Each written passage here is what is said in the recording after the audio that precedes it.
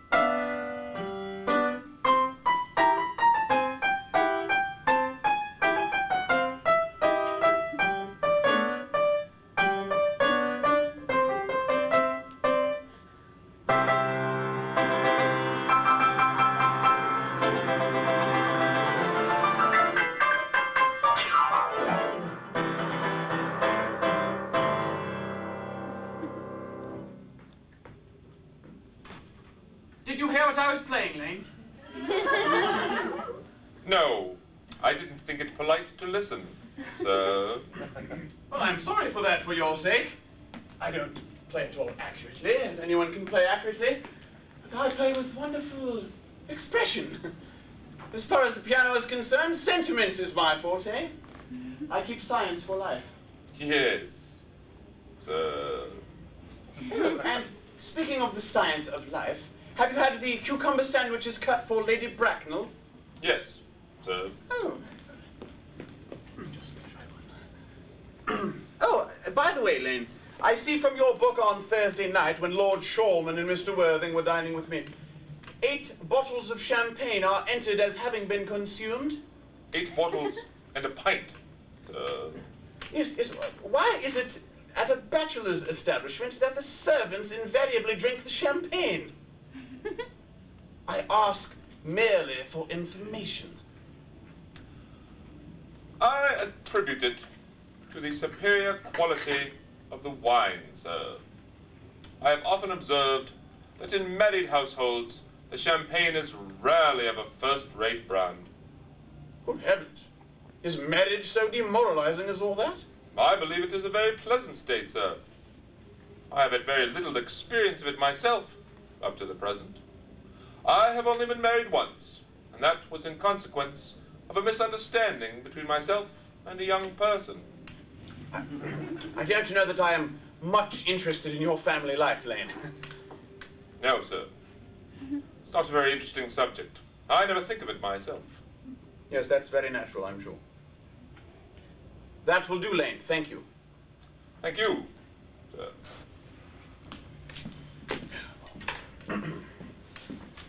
Lane's views on marriage seem somewhat lax. Really, if the lower orders cannot set us a good example, what on earth is the use of them? They seem to me, as a class, to have no sense at all of moral responsibility. Mr. Ernest Worthing. Oh. My dear Ernest, how are you? What brings you up to town? Oh, pleasure. Pleasure. What else should bring one anywhere? Eating as usual, I see, Algy. Well, I believe it is customary in good society to take some slight refreshment at 5 o'clock. Where have you been since last Thursday? In the country. What on earth do you do there? When one is in the town, one amuses oneself. When one is in the country, one amuses other people. It is excessively boring. And who are the people you amuse? Neighbours. Neighbours. Got nice neighbours in your part of Shropshire? Perfectly horrid. And never speak to one of them. How immensely you must amuse them. Shropshire is your county, is it not? Eh? Shropshire? Oh, yes, of course. Hello! Why, all these cucumber sandwiches? Why the cups? Who is coming to tea? Oh, merely Aunt Augusta and Gwendolen. Oh, how perfectly delightful. Yes, that's all very well, but I'm afraid Aunt Augusta won't quite approve of your being here. May I ask why? My dear fellow, the way you flirt with Gwendolen is perfectly disgraceful. Why, it is almost as bad as the way Gwendolen flirts with you. I'm in love with Gwendolen. I have come up to town expressly to propose to her. Oh, I thought you had come for pleasure. I call that business. How utterly unromantic you are. I don't see anything romantic in proposing. It is romantic to be in love, but there's nothing at all romantic in a definite proposal. Why, one may be accepted. One usually is, I believe, and then the excitement is all over.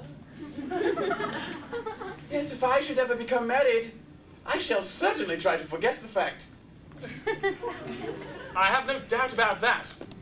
The divorce court was specially constructed for people whose memories are so curiously constituted. There's no use speculating on that subject. Divorces are made in heaven.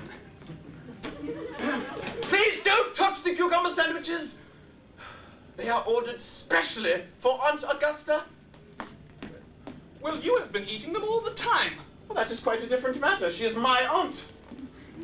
Why don't you have the bread and butter? The bread and butter is for Gwendolen. She is devoted to bread and butter. And very good bread and butter it is, too. Well, my dear boy, you need not eat it as if you were going to eat it all. You behave as if you were married to her already. You are not married to her already, and I don't think you ever will be. Why on earth do you say that?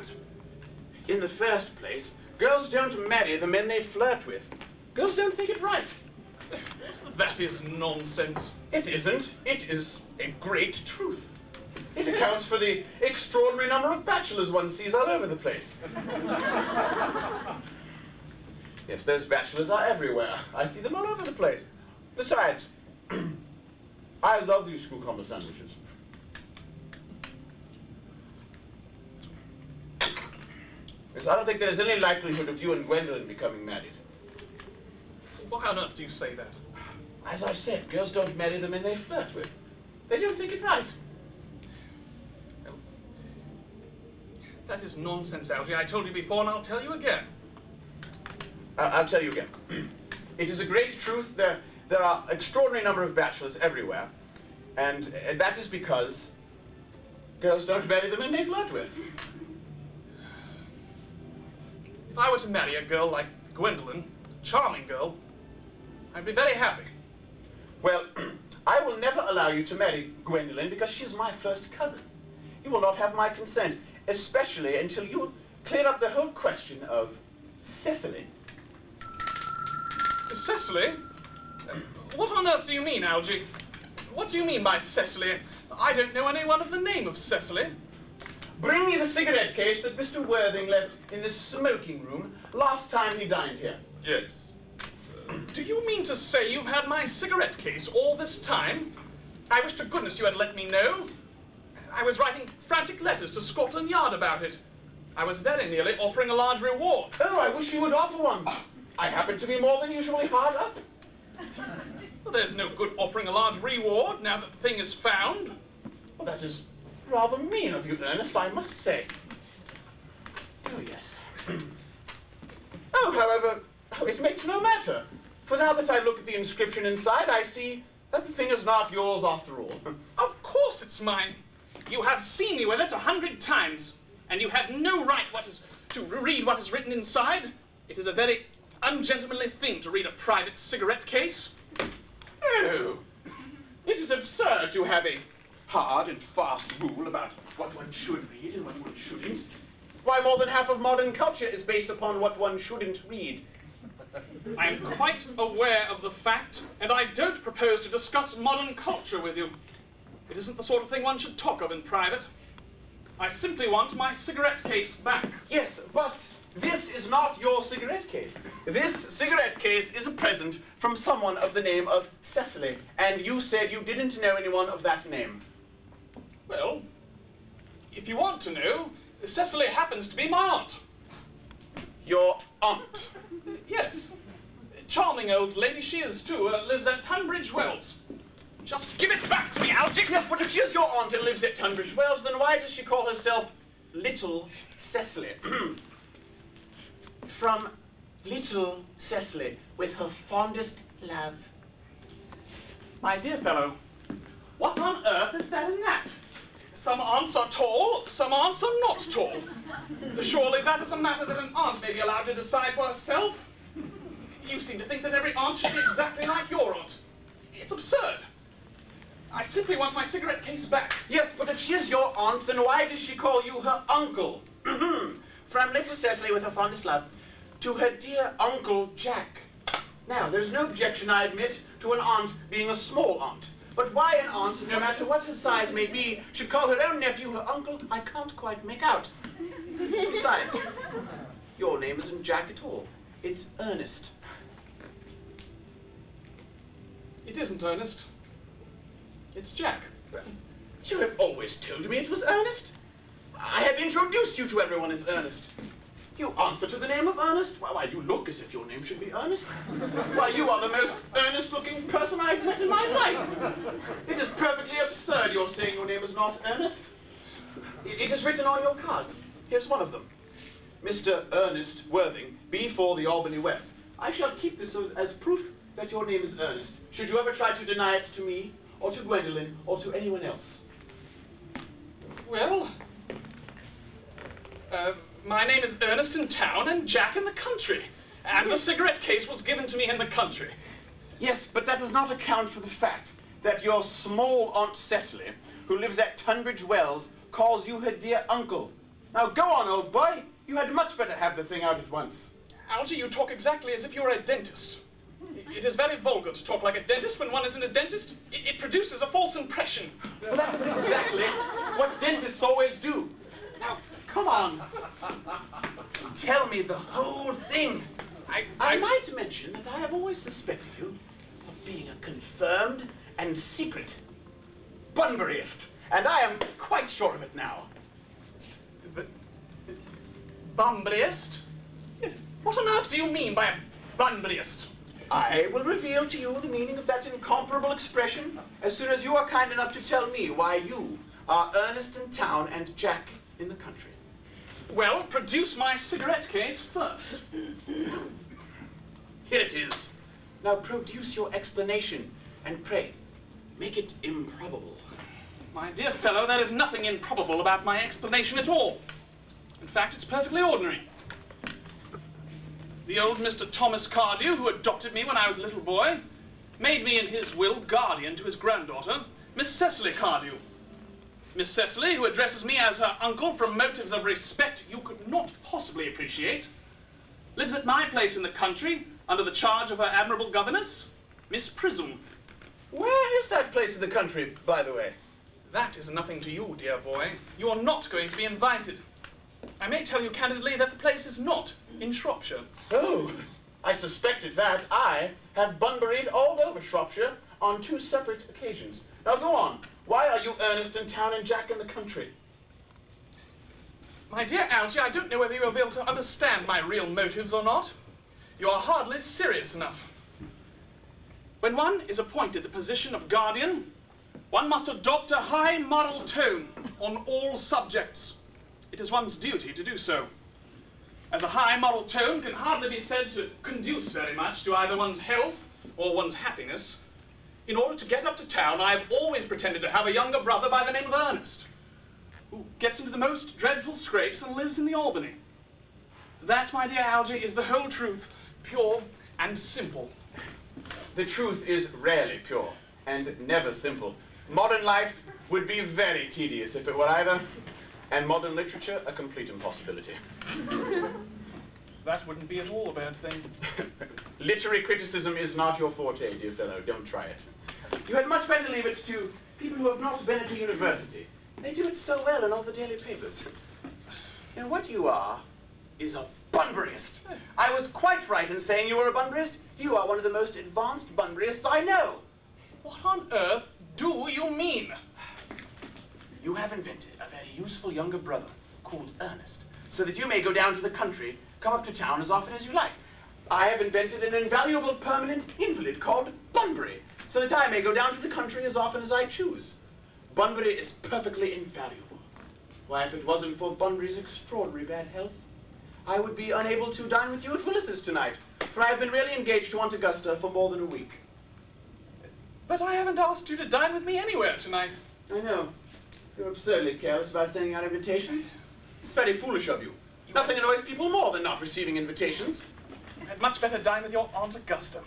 I haven't the smallest intention of doing anything of the kind. In the first place, I dined there on Monday, and once a week is quite enough to dine with one's own relations. In the second place, when I do dine there, I'm always treated as a member of the family, and either sent down with no women at all, or two. And in the third place, I know very well who she will place me next to tonight. Tonight, she will place me next to Mary Farquhar, who always flirts with her own husband across the dinner table. That's not very pleasant. But it's not even decent. And that sort of thing is immensely on the increase nowadays. The number of women in London who flirt with their own husbands is perfectly scandalous. It looks so bad. It is merely washing one's own clean linen in public. Besides, now that I know you to be a Bunburyist, naturally I want to talk with you all about Bunburying. I want to tell you the rules. Number one. I am not a Bunburyist at all. If Gwendolen accepts me, I'm going to kill my brother Ernest. Indeed, I think I shall kill him in any case. Cecily is a little too much interested in him. It is rather a bore. So I'm getting rid of Ernest, and I strongly recommend you do the same with your invalid friend with the absurd name. Well, nothing could induce me to part with Bunbury. And if you ever get married, which seems to me to be extremely problematic, you shall be very happy to know Bunbury. Any man who marries without knowing Bunbury has a very tedious time of it. That is nonsense. If I ever get married to a girl like Gwendolen, and she's the only girl in my life that I have ever wanted to marry, I certainly won't want to know Bunbury. Then your wife will. You don't seem to realize that in married life, 3 is company and 2 is none. That, my dear young friend, is the theory that the corrupt French drama has been propounding for the last 50 years. Oh, and that the happy English home has proved in half the time. For heaven's sake, don't try to be cynical. It's perfectly easy to be cynical. It isn't easy to be anything nowadays. There's such a lot of competition about. Oh, that must be Aunt Augusta. Only relatives or creditors ever ring the bell in that Wagnerian manner. Now, if I can get her out of the way for just 10 minutes, so that you may have the opportunity of proposing to Gwendolen, will you dine with me at Willis's tonight? I suppose so, if you want to. No, but you must be serious about it. I hate people who are not serious about meals. It is so shallow of them. Just be very presentable. Lady Bracknell and Miss Fairfax. Good afternoon, dear Algernon. I hope you're behaving very well. I am feeling very well, Aunt Augusta. That's not quite the same thing. In fact, the two things rarely go together. Dear me, Gwendolen, you are smart. I am always smart. Am I not, Mr. Worthing? You are quite perfect, Miss Fairfax. Hello, I hope I'm not bad. It would leave no room for developments, and I intend to develop in many directions. I'm sorry if you're a little late, Algernon. I was obliged to call on dear Lady Harbury. I hadn't been there since her poor husband's death. I have never seen a woman so altered. She looks quite 20 years younger. And now, I will have a cup of tea and one of those nice cucumber sandwiches you promised me. Certainly, Aunt Augusta. Gwendolen, won't you come and sit here? Thanks, Mamma. I'm quite comfortable where I am. Good heavens, Lane! Why are there no cucumber sandwiches? I ordered them specially.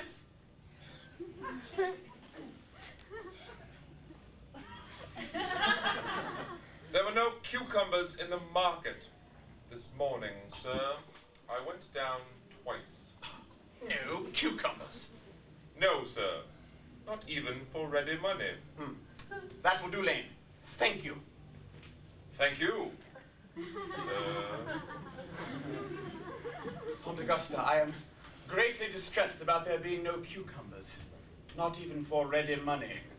Oh, it really makes no matter, Algernon. I had some crumpets with Lady Harbury, who seems to me to be living entirely for pleasure now.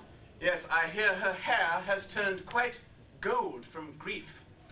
Well, it certainly has changed its colour. From what cause, I, of course, cannot say.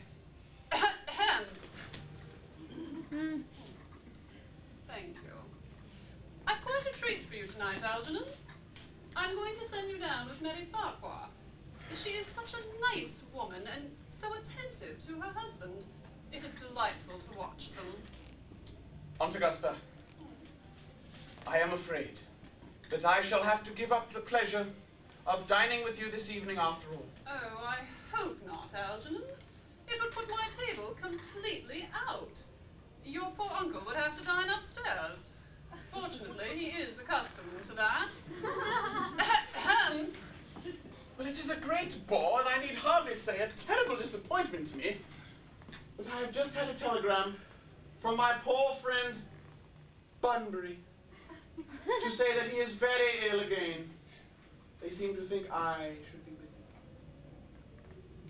him. It is very strange. This Mr. Bunbury seems to suffer from curiously bad health. Yes, poor Bunbury is a dreadful invalid. Well, I must say, Algernon, I think it is high time that Mr. Bunbury made up his mind whether he was going to live or to die.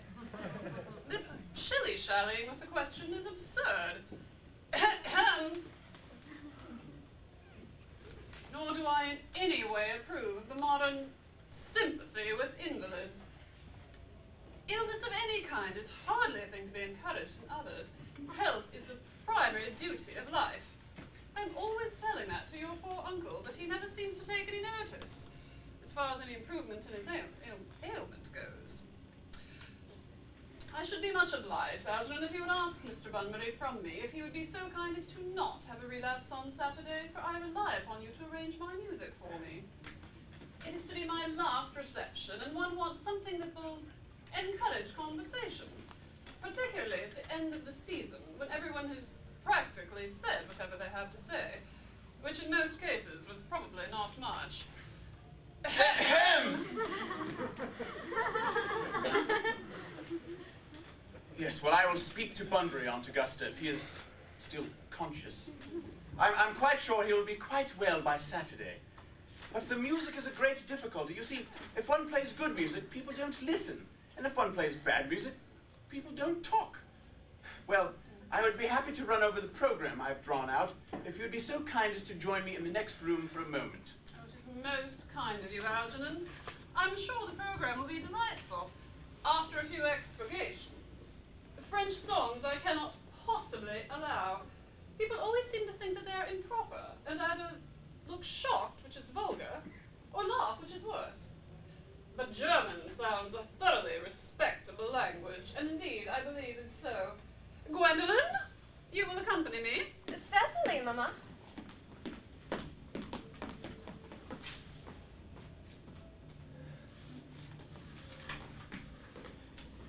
Charming day it has been, Miss Fairfax.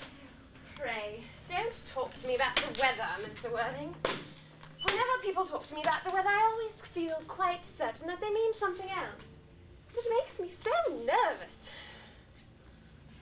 But I do mean something else. I thought so. In fact, I am never wrong.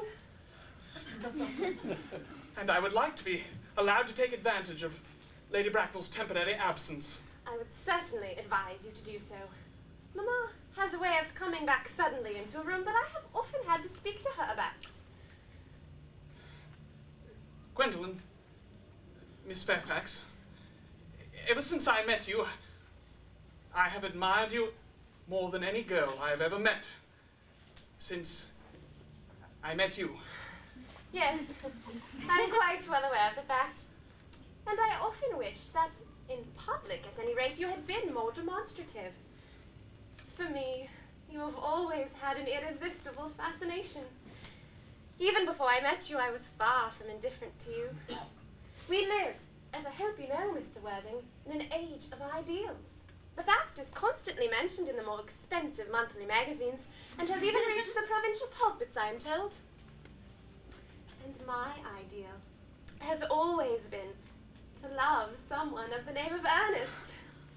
There is something in that name that inspires absolute confidence. The moment Algernon first mentioned to me that he had a friend called Earnest, I knew I was destined to love you. Gwendolen, do you really love me? Yes, passionately.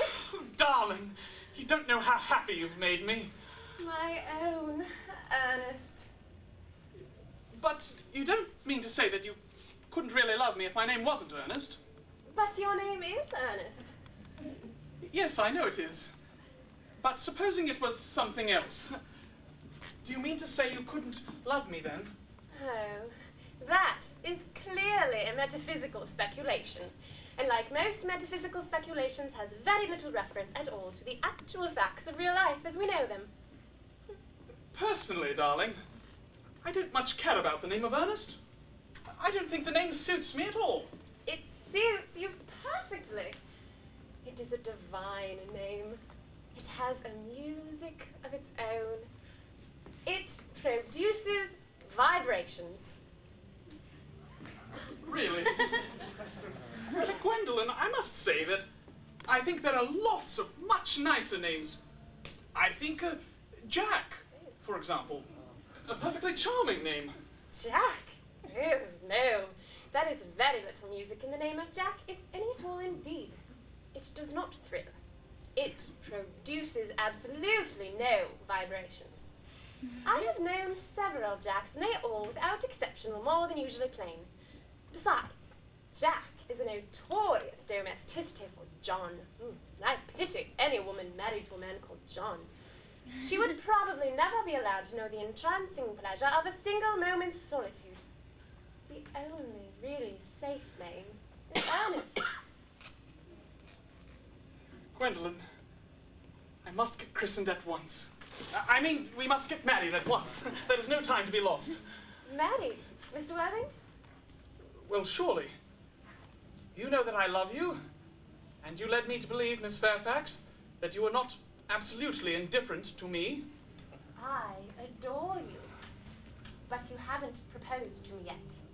Nothing has been said at all about marriage. The subject has not even been touched on. Well, may I propose to you now? I think it would be an admirable opportunity. Oh, and to spare you any possible disappointment, Mr. Worthing, I think it only fair to tell you quite frankly beforehand that I am fully determined to accept you. Gwendolen! Yes, Mr. Worthing. What have you got to say to me? You know what I've got to say to you. Yes, but you don't say it. Gwendolen, will you marry me? Of course I will, darling. How long you have been about it. I'm afraid you've had very little experience in how to propose. But my own one, I've never loved anyone in the world but you. Yes, but men often propose for practice. I know my brother Gerald does. All my girlfriends tell me so. What wonderfully blue eyes you have, Ernest. They are quite blue. I hope you'll always look at me just like that. Especially when there are other people present. Mr. Worthing! Arise, sir, from this semi-recumbent posture. It is most indecorous. Mamma, I must beg you to retire. This is no place for you. Besides, Mr. Worthing is not quite finished yet. Finished what, may I ask? I'm engaged to be married to Mr. Worthing, Mamma. Pardon me, but you are not engaged to be married to anyone. When you do become engaged to someone, either I or your father, should his health permit him, will inform you of the fact. An engagement should come on a young girl as a surprise, either pleasant or unpleasant, as the case may be. It is hardly a matter that she could be allowed to arrange for herself. And now, Mr. Worthing, I have some questions to put to you. While I'm making my inquiries, you, Gwendolen, will wait for me below in the carriage. Mamma? In the carriage, Gwendolen.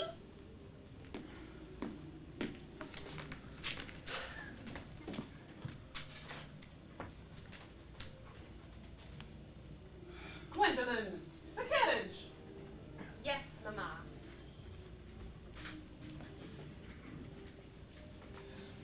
You may take a seat, Mr. Worthing. Thank you, Lady Bracknell. I prefer standing. Fine.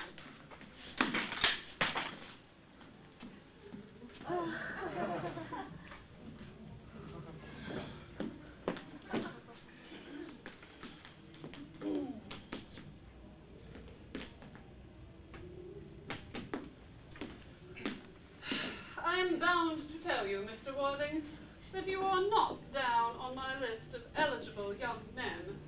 Although I use the same list that the dear Duchess of Bolton has. We work together, in fact. However, I am quite prepared to enter your name should your answers be what a really affectionate mother requires. Do you smoke? Well, yes, I must admit, I smoke. I am glad to hear it. A man should always have an occupation of some kind. There are far too many idle men in London as it is. How old are you? 29. Oh, a very good age to be married at. I have always been of the opinion that a man who desires to get married should know either everything or nothing. Which do you know? I know nothing, Lady Bracknell.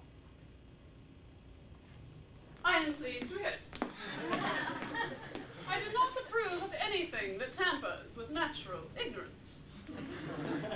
Ignorance is like a delicate, exotic fruit. Touch it, and the bloom is gone. The whole theory of modern education is radically unsound. Fortunately, in England at any rate, education produces absolutely no effect whatsoever. If it did, it would prove a serious danger to the upper classes and probably lead to acts of violence in Grosvenor Square. What is your income? Between 7,000 and 8,000 a year. In land or in investments? In investments, chiefly. That sounds not unsatisfactory. What between the duties expected of one during one's lifetime and the duties exacted upon one after one's death, land has ceased to be either a profit or a pleasure. It gives one position and prevents one from looking after it, and that is all that can be said about land. I have a country house with some land, of course. Attached to it, about 1,500 acres, I believe. But I do not depend on that for my real income. In fact, as far as I can make out, the poachers are the only people who can make anything out of it. A country house. How many bedrooms does it have? Well, that point can be cleared up afterwards. You do have a townhouse, I hope. You could hardly expect a girl of a simple, unspoiled nature such as Gwendolen to reside in the country. I own a house in Belgrave Square. It is let by the year to a Lady Bloxham, but I can have it back any time I like at 6 months' notice. Lady Bloxham. I don't know her. Oh, she goes about very little. She is a lady considerably advanced in years. Oh, nowadays that is no guarantee of respectability of character. What number in Belgrave Square? 149. Oh, the unfashionable side. I thought there was something. Do you mean the fashion or the side? Both. What are your politics? I'm afraid I really have none. I am a liberal unionist. Oh, they count as Tories. They dine with us. Or they come in the evening, at any rate. Now to minor matters. Are your parents living? I have lost both my parents. To lose one parent, Mr. Worthing, may be regarded as a misfortune. To lose both looks like carelessness. Who was your father? He was evidently a man of some wealth. Was he born in what the radical newspapers call the purple of commerce? Or did he rise up from the ranks of the aristocracy? I'm afraid that I really don't know, Lady Bracknell. I told you that I had lost both my parents. It would be nearer the truth to say that My parents seem to have lost me. I don't actually know who I am by birth. I was found. Found? Yes, Lady Bracknell. I was found. The late Mr. Thomas Cardew, an old and charitable gentleman of a kindly disposition, found me and gave me the name of Worthing because he happened to have a first-class ticket for Worthing in his pocket at the time. Worthing is a place in Sussex. It is a seaside resort. And where did the charitable gentleman with a first-class ticket for this seaside resort find you?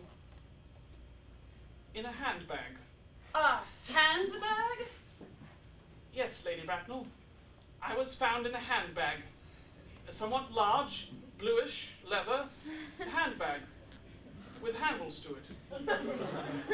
A completely ordinary handbag, in fact. In what locality did this Mr. James or Thomas Cardew come across this ordinary handbag? In the cloakroom at Victoria Station. The cloakroom at Victoria Station. Yes, the Brighton line. The line is immaterial. Mr. Worthing, I confess I feel somewhat bewildered by what you have just told me. To be born, or at any rate bred, in a handbag, whether it had handles or not, seems to me to display contempt for the ordinary decencies of family life that remind one of the worst excesses of the French Revolution.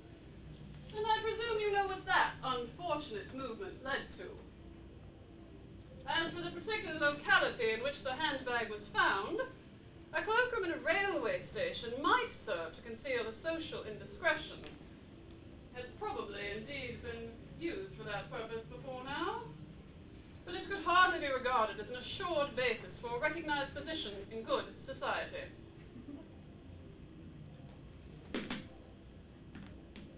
Might I ask you what you would advise me to do? I need hardly say I would do anything in the world to ensure Gwendolyn's happiness.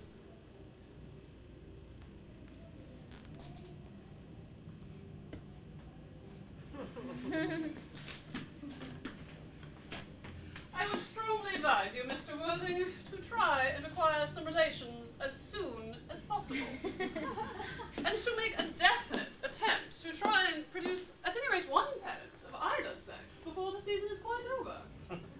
I don't see how I could possibly manage to do that, Lady Bracknell. I can produce the handbag at a moment's notice. It is in my dressing room at home. I really think that that should satisfy you, Lady Bracknell. Me, sir? What has it to do with me?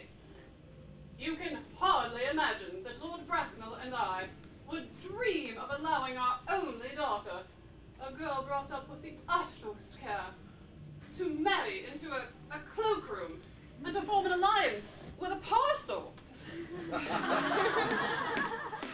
Good morning, Mr. Worthing.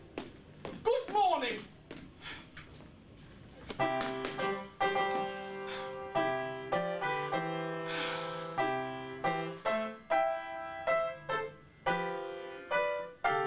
Stop playing that ghastly tune, Algy!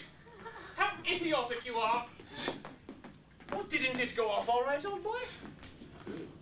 You don't mean to say that she refused you? I know it is a way Gwendolyn has. She was always refusing people. It is most ill-natured of her, but... Gwendolyn is as right as a trivet. As far as she is concerned, we are engaged. Oh.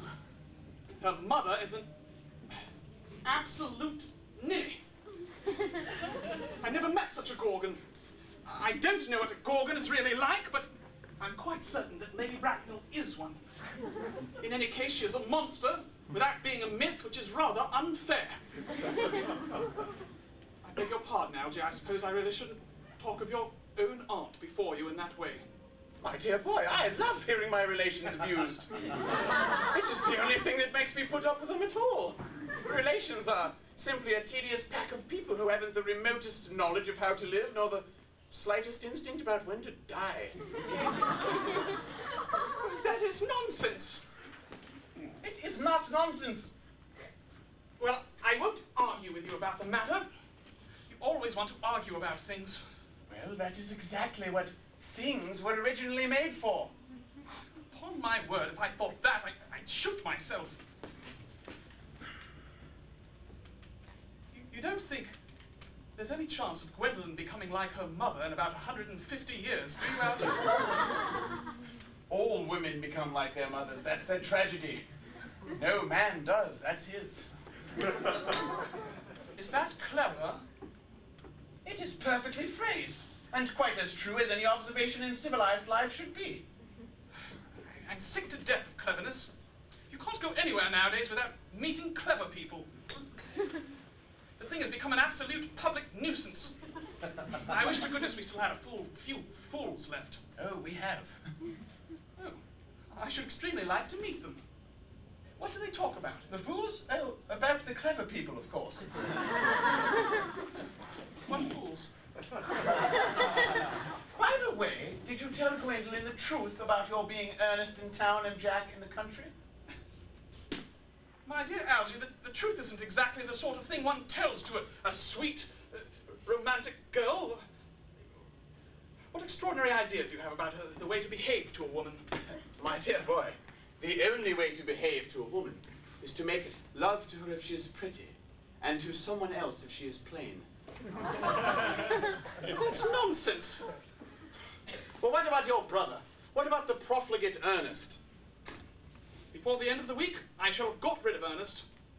I'll say he died in Paris of apoplexy. Lots of people die of apoplexy quite suddenly, don't they? Yes, my dear boy, but it's hereditary. It's the sort of thing that runs in families. No, you had much better say, a severe chill. And you're quite certain a severe chill is not hereditary, or anything of that kind? Of course it isn't. Very well, then. My poor brother Ernest is carried off suddenly in Paris by a severe chill. That gets rid of him. Yes, but I thought you said that Miss Cardew was a little too much interested in your poor brother Ernest. Won't she feel his loss a great deal? Yeah, that's all right. Cecily is not a silly romantic girl, I'm glad to say. She goes on long, has a capital appetite, and pays no attention at all to her lessons. I should rather like to see Cecily. I shall take very good care you never do. She is excessively pretty, and she is only just 18. Oh, and does Gwendolyn know that you have an excessively pretty ward who is only just 18? Oh, one doesn't just blurt these things out to people. Gwendolyn and Cecily are quite certain to become extremely great friends. Why, I'll bet you anything you like that within half an hour after they have met, they'll be calling each other sister. Oh, yes, but women only do that after they have called each other a lot of other things first. Now, my dear boy, if we want to get a good table at Willis's, we really must go and dress. Do you know it is nearly 7? Oh, it always is nearly 7. Well, I'm hungry. I never knew you when you weren't. Well, what shall we do after dinner? Go to the theatre? Oh, no. I loathe listening. Oh, well, let us go to the club. No. I hate talking. Well, we might trot round the Empire at 10. Oh, no. I can't stand to look at things. It is so silly. Well, what on earth shall we do? Nothing. Oh, I hate doing nothing. There's such an awful lot of hard work doing nothing. However, I don't mind hard work as long as there is no definite object of any kind. Miss Fairbanks. Really, upon my word. Algy, kindly turn your back. I have something very particular to say to Mr. Worthing. Gwendolyn, I don't think I can allow this at all. It's Algy! You always adopt a strictly immoral attitude towards life. I don't think you are quite old enough to do that. My own darling. Ernest, we may never be married.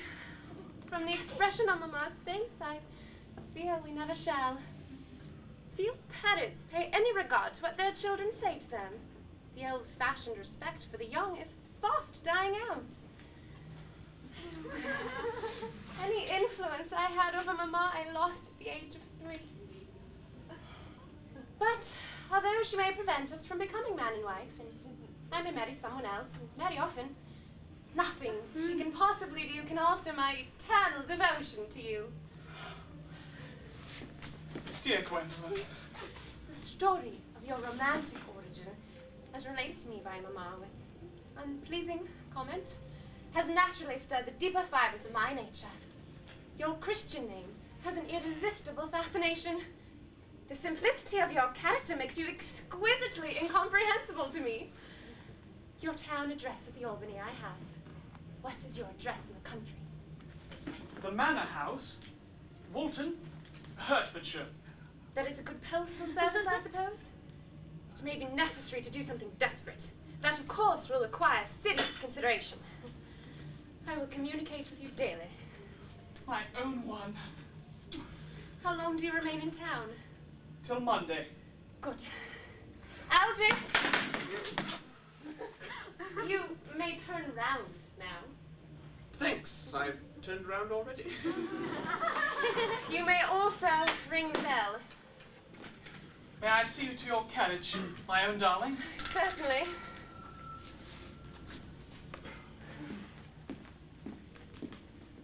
I will see Miss Fairfax out. Yes.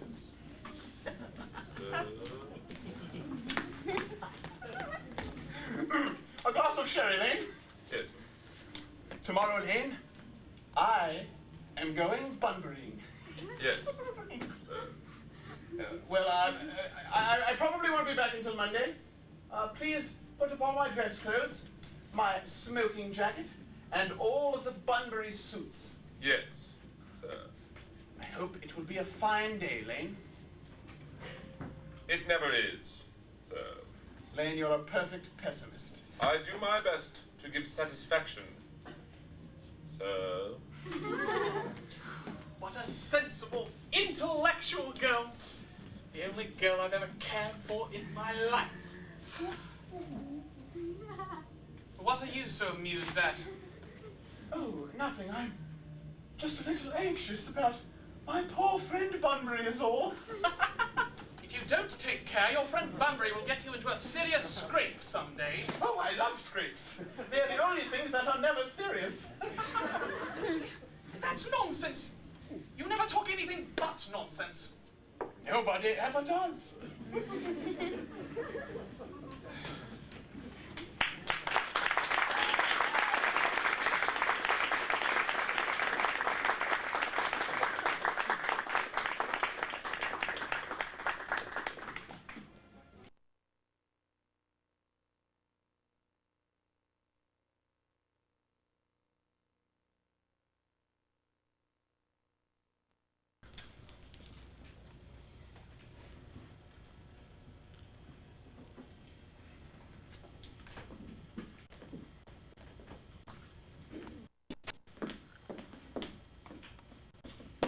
Cecily! Surely such a utilitarian occupation as the watering is rather Milton's duty than yours, especially at a moment when intellectual pleasures await you. Your German grammar is on the table. Pray open it to page 15. You will repeat yesterday's lesson. I don't like German. It isn't at all a becoming language. I know perfectly well that I look quite plain after my German lesson. Child, you know how anxious your guardian is that you should improve yourself in every way. He laid particular stress on your German before leaving for town yesterday. Indeed, he always lays stress on your German when he is leaving for town. Dear Uncle Jack is so very serious. Sometimes he is so serious I think he cannot be quite well. Your guardian enjoys the best of health, and his gravity of demeanor is especially to be commended in one so comparatively young as he is. Indeed, I know no one who has a higher sense of duty or responsibility.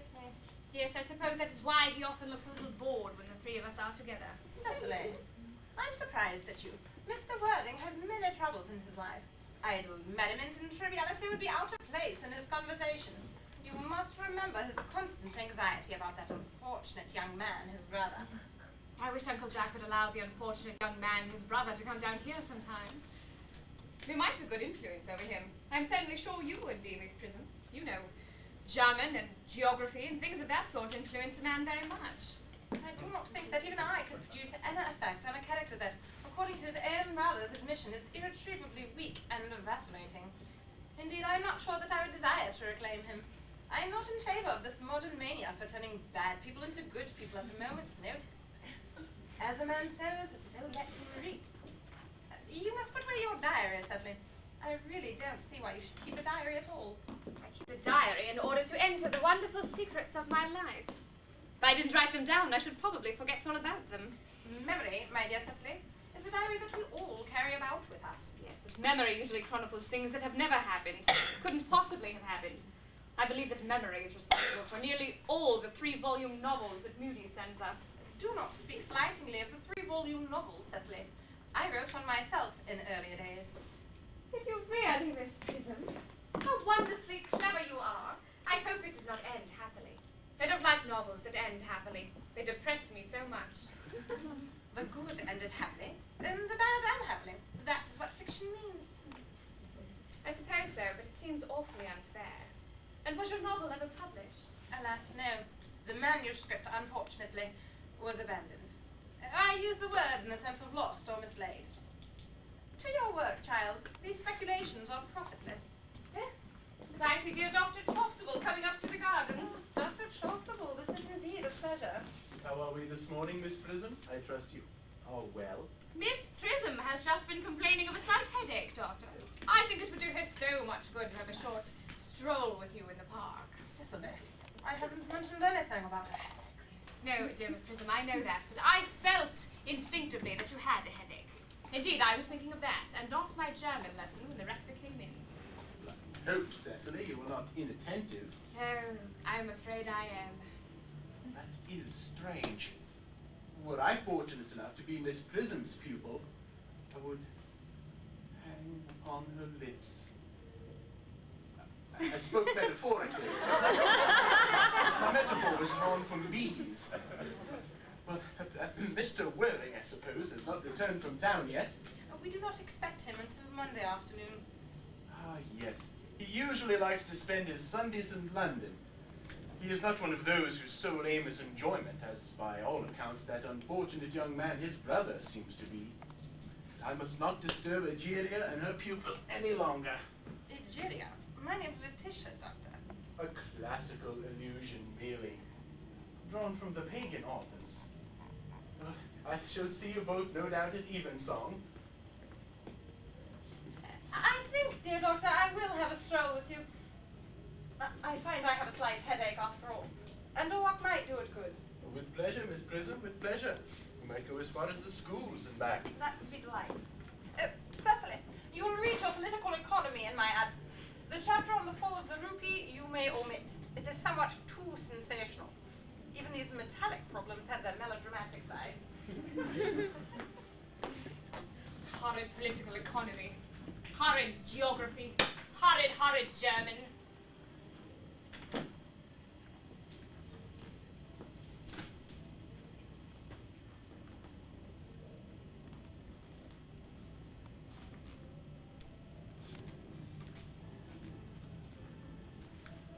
Mr. Ernest Worthing has driven over from the station.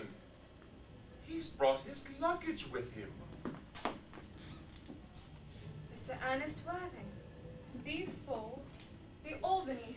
West. Uncle Jack's brother. Oh, did you tell him Mr. Worthing was in town? Did you tell him Mr. Worthing was in town? Yes, miss. He seemed very much disappointed. I mentioned you and Miss Prism were here in the garden. He said...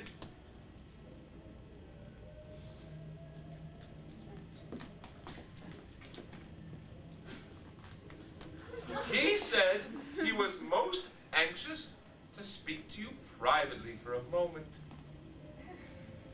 Tell Mr. Ernest Worthing to come out here. I suppose you had better talk to the housekeeper about a room for him. Talk to the housekeeper about a room for him. Yes, miss. I have never met any really wicked person before, and I feel rather frightened. I am so afraid that he will look just like everybody else. He does. You are my little cousin Cecily, I am sure? Well, you are under some strange mistake. I'm not little. In fact, I'm more than usually tall for my age. But I am your cousin Cecily. You, I see from your card, are Uncle Jack's brother. My cousin Ernest. My wicked cousin Ernest. Oh, I am not really wicked, cousin Cecily. You must not think that I am wicked. Well, if you are not, then you have certainly been deceiving us all in a very inexcusable manner. I hope you have not been leading a double life, pretending to be wicked and really being good all the time. That would be hypocrisy. Of course, I have been rather reckless. I'm glad to hear it. In fact, now that you mention the subject, I have been very bad in my own small way. I don't think you should be so proud of that. Although I am sure it must have been very pleasant. It is much pleasanter being here with you. Well, I can't understand how you are here at all. Uncle Jack won't be back until Monday afternoon. That is a great disappointment. For I am obliged to go home by the first train on Monday. I have a business appointment that I am most anxious to miss. Couldn't you miss it anywhere but in London? Well, no, the engagement is in London. Well, I know how important it is not to keep a business engagement if one wants to retain any sense of the beauty of life. But still, I think you had better wait until Uncle Jack returns. I know he is anxious to speak with you about your emigrating. About my what? About your emigrating. He's gone up to buy your outfit. Well, I certainly wouldn't allow Jack to buy my outfit. He has no taste at all in neckties. But I don't think you will require neckties. Uncle Jack is sending you to Australia. Australia? I'd sooner die. Well, at dinner on Wednesday, Uncle Jack said you would have to choose between this world, the next world, and Australia. Well, the accounts I have received of Australia and the next world are not particularly encouraging. No, cousin Cecily, this world is good enough for me. Yes, but are you good enough for it? I'm afraid I'm not that. And that is why I want you to reform me. You might make that your mission if you don't mind, cousin Cecily. Well, I'm afraid I've not time this afternoon. Oh, well, perhaps you won't mind my reforming myself this afternoon. Well, that is rather quixotic of you, but I think you should try. Oh, I will. See, I feel better already.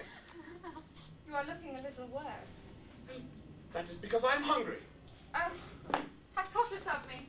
I should have remembered that when one is going to lead an entirely new life, one requires regular and wholesome meals. Won't you come in? Thank you. Oh, might I have a buttonhole first? I never have any appetite at all unless I've had a buttonhole first. A Marischal Neil? No. I'd sooner have the pink rose. Why? Well, because you are like a pink rose, cousin Cecily. I don't think it can be quite right for you to talk to me like that. Miss Prism never says such things to me. Then Miss Prism is a very short-sighted old lady. You are the prettiest girl that I ever saw. Miss Prism says that all good looks are a snare. Then they are a snare that every sensible man should like to be caught in. Well, I wouldn't care to catch a sensible man. I shouldn't know what to talk to him about. You are too much alone, dear Dr. Chaucer. You should get married. A misanthrope I can understand. A womanthrope? Never. Believe me, I do not deserve so neologistic a phrase. The precept as well as the practice of the primitive church was distinctly against matrimony. That is obviously the reason why the primitive church has not lasted up to the present day. And you do not seem to realize, dear doctor, that by persistently remaining single, a man converts himself into a permanent public temptation. Men should be more careful. This very celibacy leads weaker vessels astray.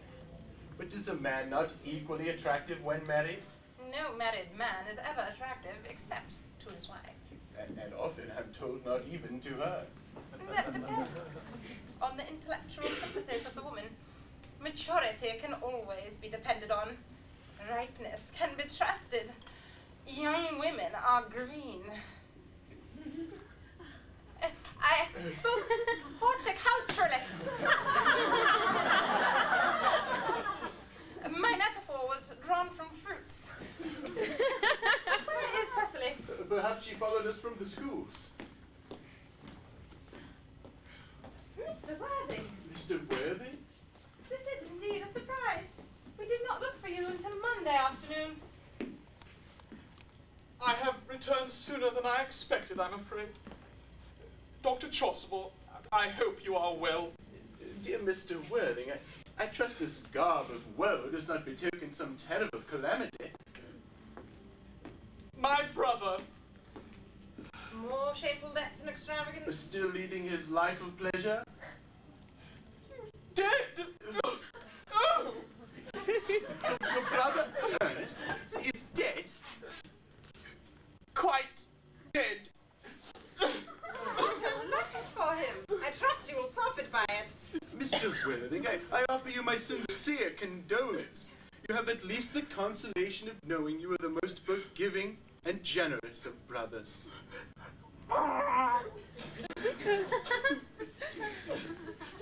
My poor brother.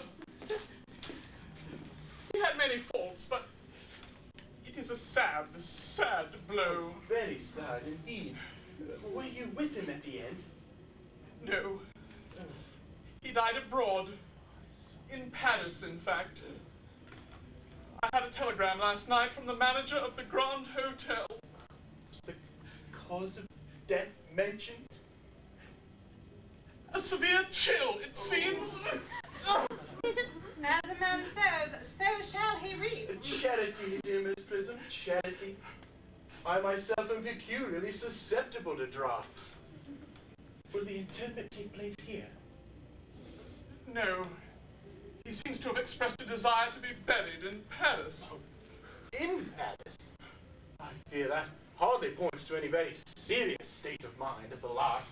You would no doubt wish me to make some slight allusion to this tragic domestic affliction next Sunday. Yes, my sermon on the meaning of the manna in the wilderness can be adapted to almost any occasion, joyous or, as in the present case, distressing. Yes, I've preached it at harvest celebrations, at christenings, confirmations, days of humiliation and festal days. Yes, the last time I delivered it was in the cathedral.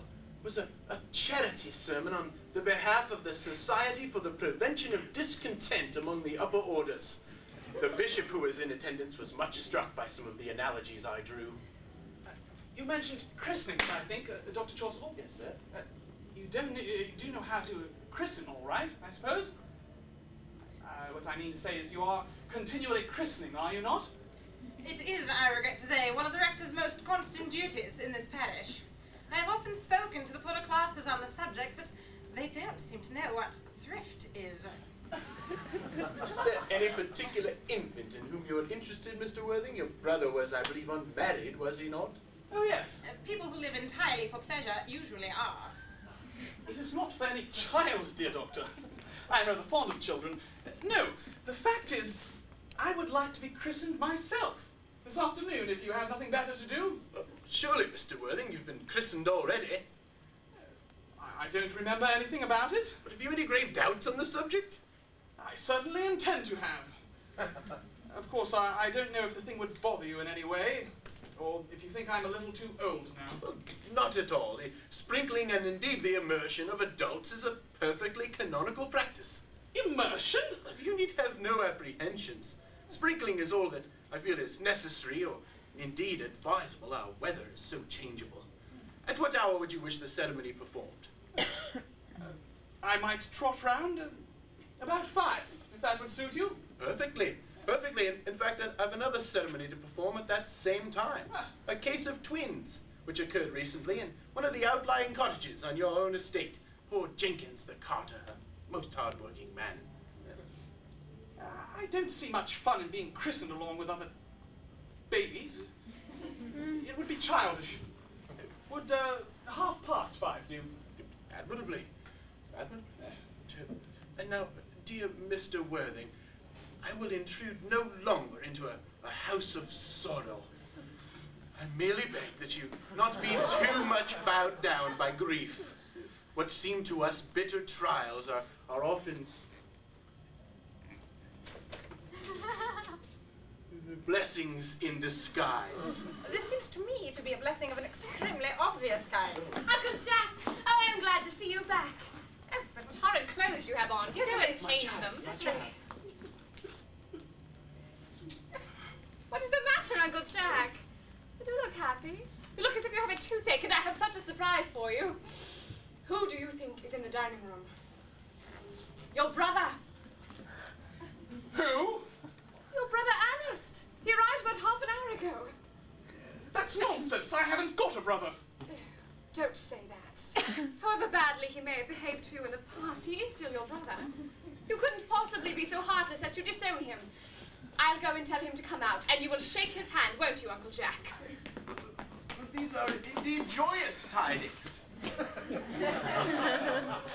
After we have all been resigned to his loss, his sudden return seems to me to be peculiarly distressing. My brother in the dining room? I don't know what it all means. I think it is absolutely absurd. Brother John! Oh, good heavens! I have come down from town to tell you how sorry I am for all the trouble I have caused you, and that I intend to lead a better life in the future. Uncle Jack, you are not going to refuse your own brother's hand. Nothing can induce me to take his hand. I think his coming down here disgraceful. He knows perfectly well why. Uncle Jack, do be nice. There is good in everybody. Alice has just been telling me about his poor invalid friend, Mr. Bunbury, whom he goes to visit so often. Surely there must be much good in one who is kind to an invalid and leaves the pleasures of London to sit by a bed of pain. Bunbury? He's been talking to you about Bunbury, has he? Oh, yes. And he told me all about Mr. Bunbury's terrible state of health. Well, I won't have him talking to you about Bunbury or anything else for that matter. It is enough to drive one perfectly frantic. Well, I admit the faults were all on my side, of course. But I must say I find Brother John's coldness to me to be peculiarly painful, especially considering it is the first time I have ever come here. Uncle Jack, if you don't shake hands with Ernest, I will never forgive you. Never forgive me? Never, never, never. Well, this is the last time I shall ever do it. Brother! It is pleasant, is it not, to see so perfect a reconciliation? I think that we should leave the two brothers together. Cecily, you will come with us. Certainly, Miss Prism. My little task of reconciliation is over. You have done a beautiful action today, dear child. We must not be premature in our judgments. I feel quite happy.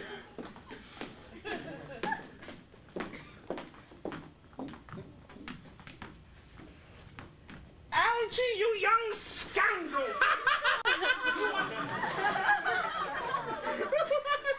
You must get out of this place as soon as possible. I don't allow any bumbling here. I have put Mr. Earnest's things in the room next to your own, sir. I suppose that is all right. What? His luggage. I have unpacked it and put it in the room next to your own. His luggage? Yes, sir. 3 portmanteaus, a dressing case, 2 hat boxes, and a large luncheon basket. I'm afraid I can't stay more than a week this time. Aramin, order the dog cart at once.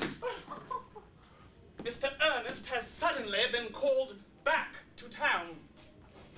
Yes, sir. Jack. I haven't been called back to town at all. Yes, you have. No, I haven't heard anyone call me. Your duty as a gentleman calls you back. My duty as a gentleman has never interfered with my pleasures in the slightest degree. I can quite understand that. Well, Cecily is a darling. You are not to talk of his child. You like that? I don't like it. Well, I don't like your clothes! Why on earth don't you go up and change those clothes? You look perfectly ridiculous in them. It is perfectly childish of you to be in deep mourning for a man who is actually staying at your house for a whole week as a guest. I call it grotesque. You are certainly not staying with me for a whole week or anything else. You have got to leave by the 4:05 train. I'm not going to leave you.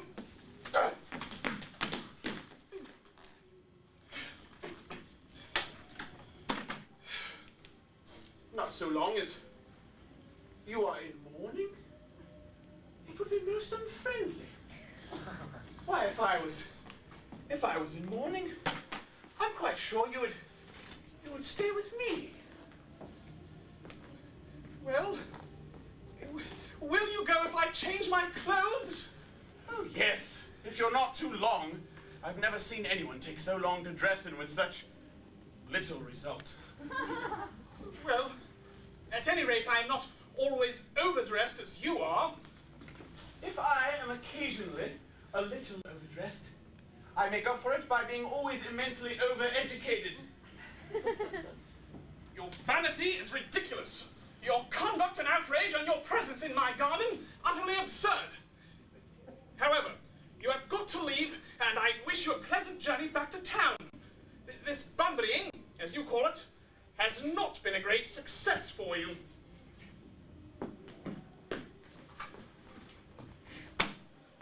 I think it has been a great success. I am in love with Cecily, and that is everything. But I must see her again and make arrangements for another Bunbury. Oh, there she is. I merely came back to water the roses. I thought you were talking to Uncle Jack. He's gone to order the dog cart for me. Oh. Well, is he going to take you for a nice drive? He's sending me away. Then have we got to part? I'm afraid so. It is a most painful parting. It is always painful to part from people whom one has known for a very brief space of time. The absence of old friends one can endure with equanimity. But even a momentary separation from anyone to whom one has just been introduced is almost unbearable. Thank you.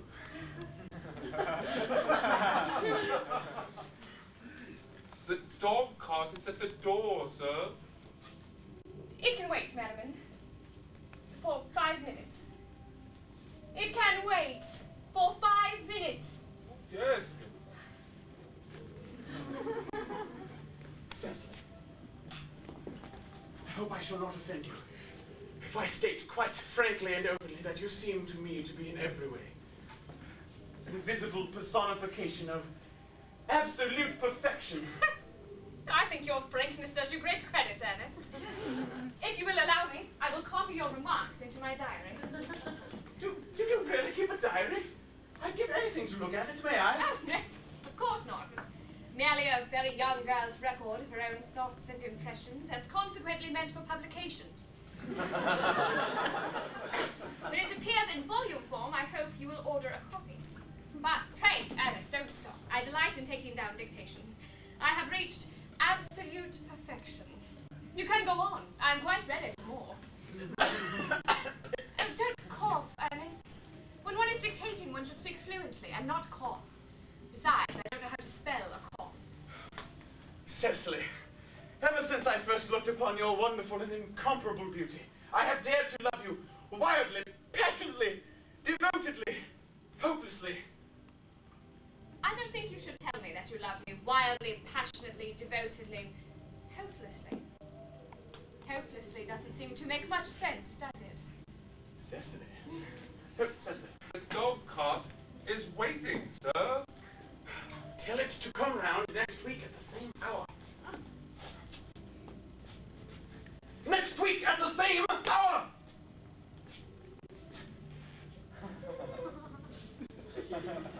Yes, sir. Uncle Jack would be very much annoyed if you were staying on until next week at the same hour. Oh, I don't care about Jack. I don't care for anybody in the world but you. I love you, Cecily. You will marry me, won't you? Oh, you silly you, of course. Why, we have been engaged for the last 3 months. For the last 3 months? Oh, yes. It will be exactly 3 months on Thursday. How did we become engaged? Well, ever since Uncle Jack first confessed to us that he had a younger brother who was very wicked and bad, you of course have formed the chief topic of conversation between myself and Miss Prism. And a man who is very much talked about is always very attractive.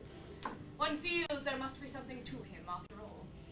I dare say it was foolish of me, but I fell in love with you, Earnest. But when was the engagement actually settled? On the 14th of February last, worn out by your entire ignorance of my existence, I resolved to end the matter one way or another. And after a long struggle with myself, I accepted you, under this dear old tree. The next day I bought this little ring in your name, and this is the bangle with the true lover's knot that I promised you always to wear. Did I give you this? It's very pretty, isn't it? Yes, you've wonderfully good taste, Ernest. It's the excuse I've always given for your leading such a bad life. And this is the box in which I keep all your dear letters. My letters? But my own sweet Cecily, I have never written you any letters. You need hardly remind me of that, Ernest. I remember only too well that I was forced to write your letters for you. But I wrote always 3 times a week, sometimes oftener. May I look at them? No, of course not. They would make you far too conceited. The 3 that you wrote me after I had broken off the engagement are so beautiful and so badly spelled that even now I can hardly read them without crying a little. But was our engagement ever broken off? Yes, on the 22nd of last March. You may read the entry if you like. Today I broke off my engagement with Earnest. I feel it is better to do so. The weather still continues charming. But why did you break it off?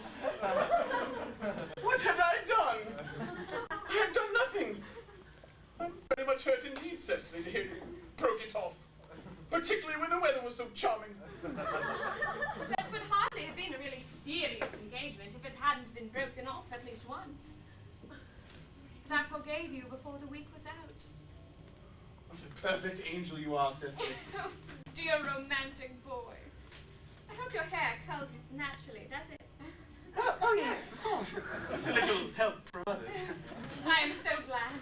But you won't ever break off our engagement again, Cecily?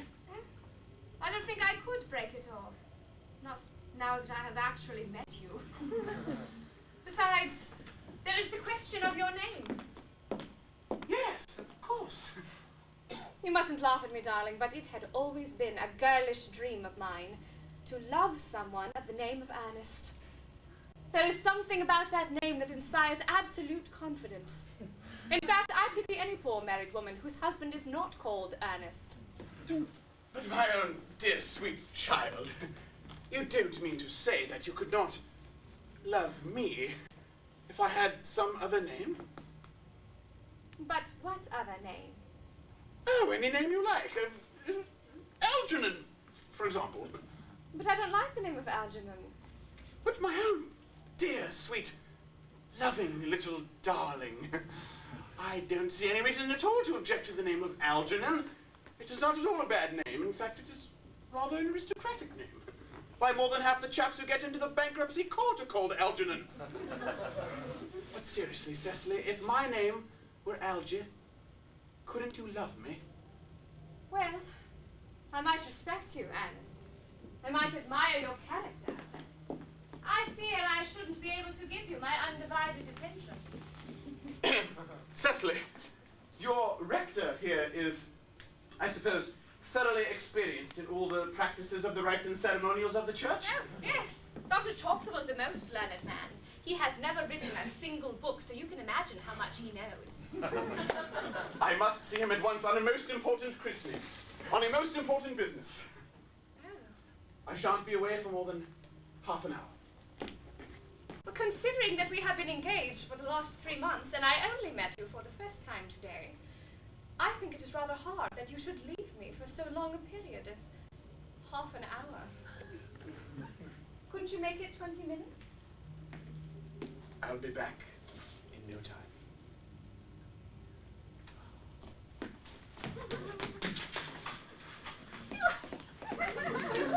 What a dear impetuous boy he is. I like his hair so much. I will have to write his proposal down in my diary.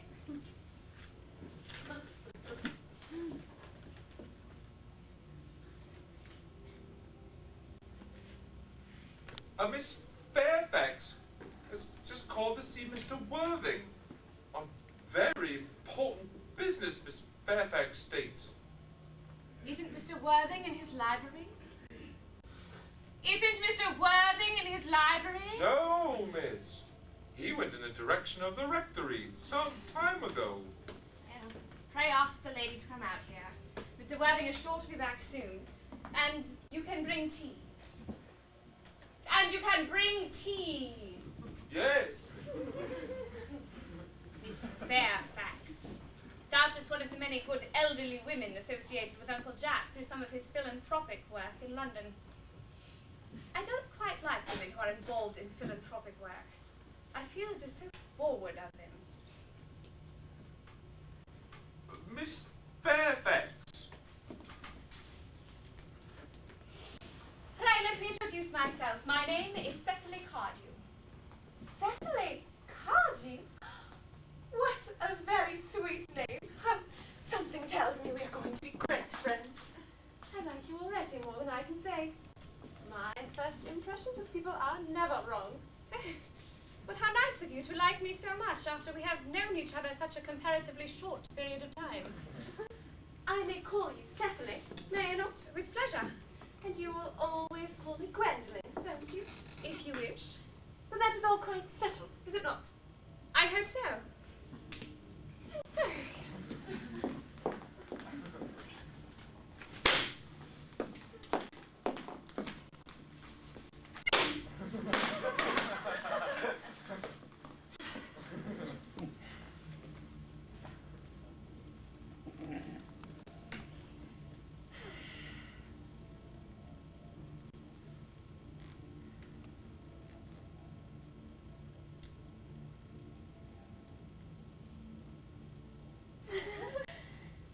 Perhaps this might be a favourable opportunity for my mentioning who I am. My father is Lord Bracknell. You have never heard of him, I suppose? I don't think so. Outside of the family circle, Papa, I'm glad to say, is entirely unknown. I think that is quite as it should be. The home seems to me to be the proper sphere for the man. Certainly once a man begins to neglect his domestic duties, he becomes painfully effeminate, does he not? And I don't like that. It makes men so very attractive. Cecily, Mamma, whose views on education are remarkably strict, has brought me up to be extremely short-sighted. It is part of the system. So do you mind my looking at you through my glasses? Not at all, Gwendolyn. I'm very fond of being looked at.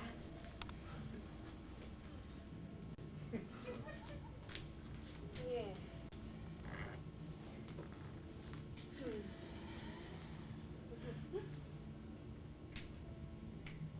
You are here on a short visit, I suppose? Oh, no, I live here. Really? Your mother, no doubt, or some female relative of advanced years, resides here also? No, I have no mother, nor, in fact, any relations. Indeed? Yes, my dear guardian, with the assistance of Miss Prism, has the arduous task of looking after me. Your guardian? Yes. I am Mr. Worthing's ward. Oh. Strange, he never mentioned to me that he had a ward. How very secretive of him. He grows more interesting hourly. I am not sure, however, that the news inspires me with feelings of unmixed delight. I am very fond of you, Cecily. I've liked you ever since I met you. But I am bound to state that now that I know that you are Mr. Worthing's ward, I cannot help expressing a wish that you were, well, just a little older than you seem to be, and not quite so very alluring in appearance. In fact, if I may speak candidly... Oh, pray do. I think whenever one has something unpleasant to say, one should always be quite candid. Well, to speak with perfect candor, Cecily, I wish that you were fully 42 and more than usually plain for your age. Ernest has a strong, upright nature. He is the very soul of truth and honor. Disloyalty would be as impossible to him as deception. But even men of the noblest possible moral character are extremely susceptible to the influence of the physical charms of others. Modern, no less than ancient history, supplies us with many most painful examples of what I refer to. If it were not so, history would be quite unreadable. I beg your pardon, Gwendolyn, but did you say Ernest? Yes. But it is not Mr. Ernest Worthing who is my guardian. It is his brother, his elder brother. Ernest never mentioned to me that he had a brother. Well, I'm sorry to say they have not been on good terms for quite some time. That accounts for it. And now that I think of it, I have never heard any man mention his brother. The subject seems distasteful to most men.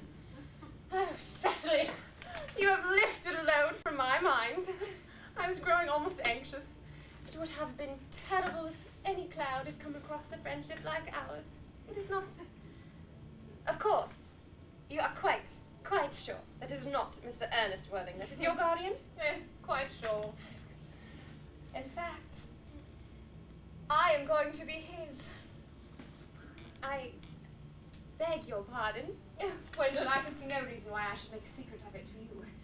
Our little county newspaper is sure to chronicle the fact next week. Mr. Ernest Worthing and I are engaged to be married. My darling Cecily, I think there must be some slight error. Mr. Ernest Worthing is engaged to me. The announcement will appear in the Morning Post on Saturday at the latest. You are under some strange misconception. Ernest proposed to me exactly 10 minutes ago.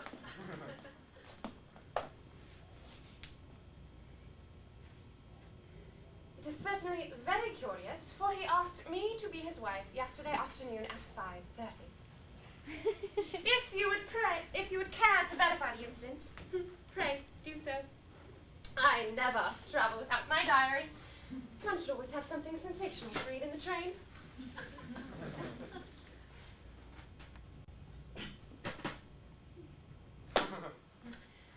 I am so sorry, dear Cecily, if it is any disappointment to you, but I'm afraid I have the prior claim.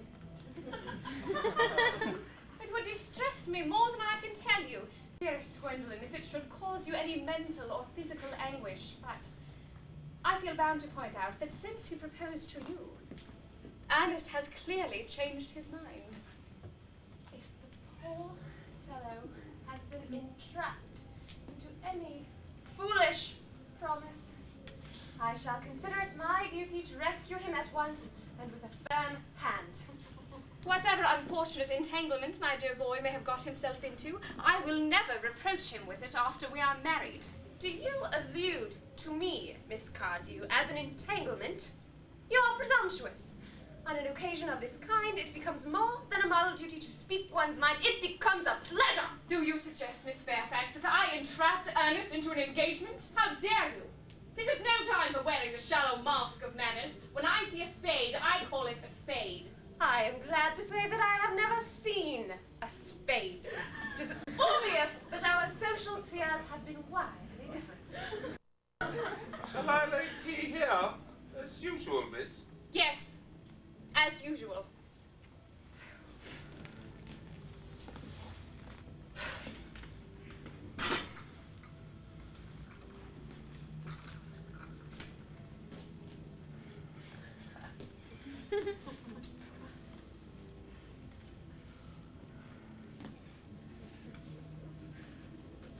Are there any interesting walks in the vicinity of Miss Cardew? Oh, yes, a great many. From the top of one of the hills quite close, one can see 5 counties. 5 counties? Oh, I don't think I should like that. I hate crowds. I suppose that is why you live in town.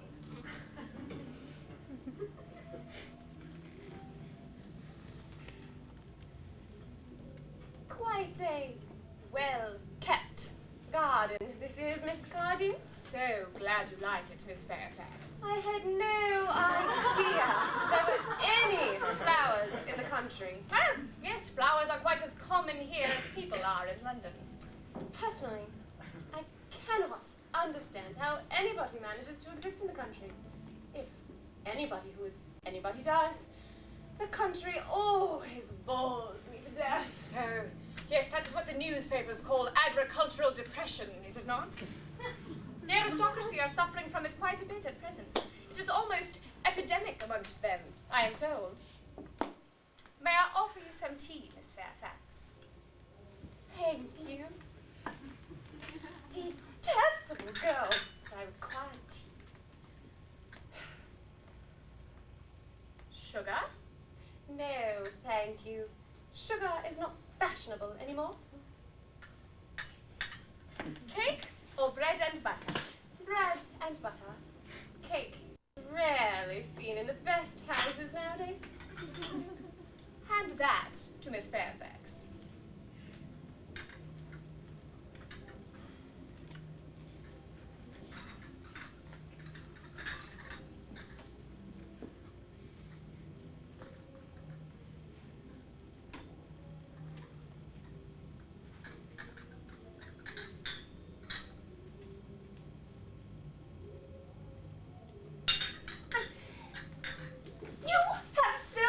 Tea with lumps of sugar, and though I asked most distinctly for bread and butter, you have given me cake. I am known for the gentleness of my disposition and the extraordinary sweetness of my nature. But I warn you, Miss Cardew, you may go too far. To save my poor, innocent, trusting boy from the machinations of any other girl, there are no lengths to which I would not go.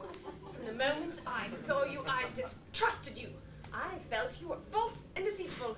I am never deceived in such matters. My first impressions of people are invariably right. It seems to me, Miss Fairfax, that I am trespassing on your valuable time. No doubt you have many other calls of a similar character to make in the neighborhood.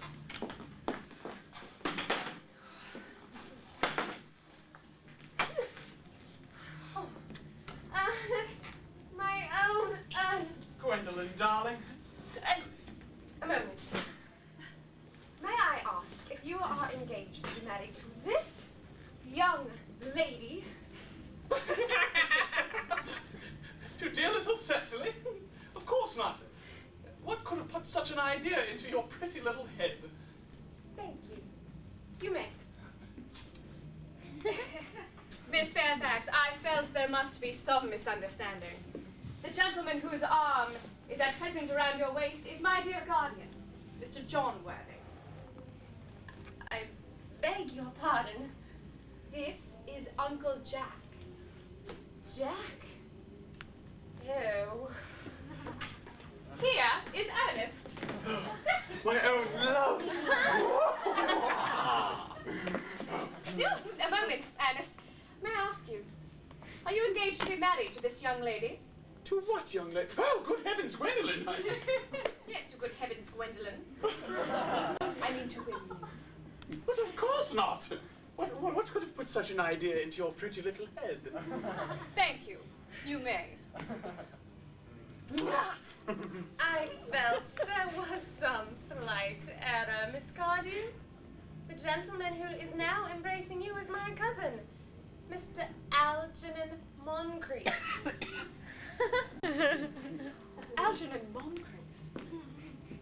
Oh. Are you really called Algernon?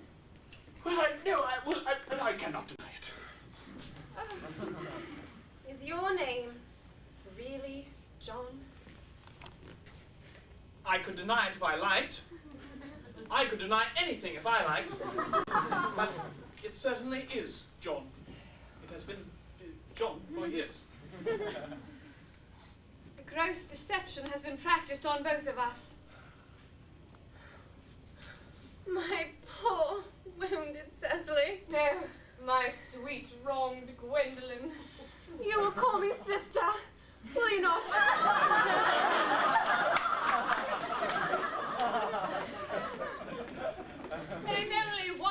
question I should like to be allowed to ask my guardian.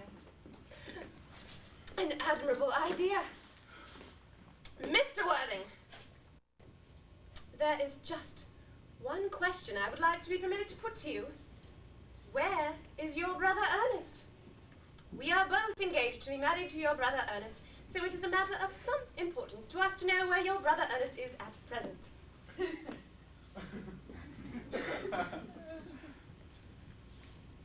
Gwendolen, Cecily, it is very painful for me to be forced to speak the truth.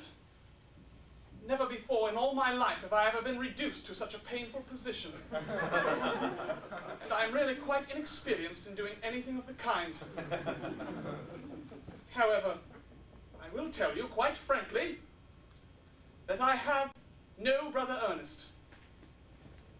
I have no brother at all.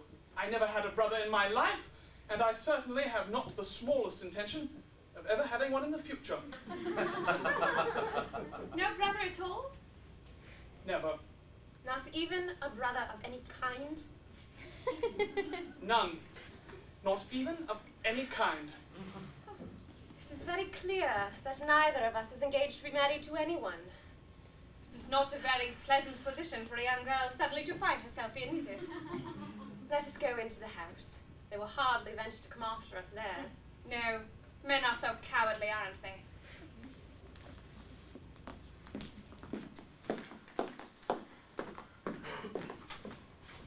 This ghastly state of things is what you call bumbling, I suppose? Yes! And what a perfectly wonderful bunbury it is, too. It is the most wonderful bunbury I've ever had in my life. Well, you have no right to Bunbury here whatsoever. That's absurd. One has the right to Bunbury wherever one chooses. A very serious Bunburyist knows that.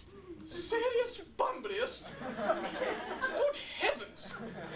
One must be serious about something if one is to have any amusement in life. I happen to be serious about Bunburying.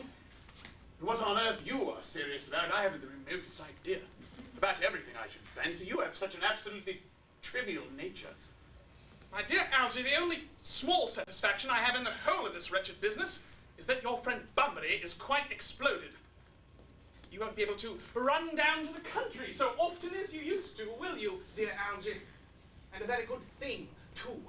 Your brother is a little off colour, isn't he, dear Jack? You won't be able to disappear to London quite so frequently as your wicked custom was, and not at all a bad thing either.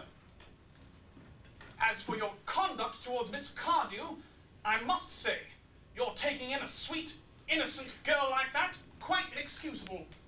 To say nothing of the fact that she is my ward. Well, I can see no possible defence in your deceiving a brilliant, clever, thoroughly experienced young lady like Miss Fairfax, to say nothing of the fact that she is my cousin. I wanted to be engaged to Gwendolen, that is all. I love her. Oh. Well, I wanted to be engaged to Cecily. That is all. I adore her. There is certainly no chance of your marrying Miss Cardew. Well, I don't think there's much likelihood of you and Miss Fairfax becoming united. Well, that is no business of yours. Well, if it was my business, I wouldn't talk about it. It is very vulgar to talk about one's own business. Only people like stockbrokers do that, and then only at dinner parties. How you can sit there, calmly eating muffins, when we are in this horrible trouble, I can't make out. You seem to me to be perfectly heartless. Well, I can't eat them in an agitated manner. The butter would get on my cuffs. One should always eat muffins quite calmly. It is the only way to eat them. I say it's perfectly heartless you're eating muffins at all, under the circumstances. Well, when I am in trouble, eating is the only thing that consoles me. Indeed, when I am in really great trouble, as anyone who knows me intimately will tell you, I refuse everything except food and drink. Well, at the present moment, I am eating muffins because I am depressed. Besides, I am particularly fond of muffins. That is no reason why you should have to eat them all in that greedy way. No, I wish you would eat the tea cake. I don't like tea cake. Good heavens! I suppose a man may eat his own muffins in his own garden. But you just said it was perfectly heartless to eat muffins. I said it was perfectly heartless of you. Under the circumstances, that is a very different thing. Well, that may be, but the muffins are the same. Algy, I wish to goodness you would go. You can't possibly expect me to go without having my dinner first. I never go without my dinner. Nobody ever does, except vegetarians and people like that. Besides, I have just made arrangements with Dr. Chasuble to be christened at 5:45 under the name of Earnest. My dear fellow, the sooner you give up that nonsense, the better.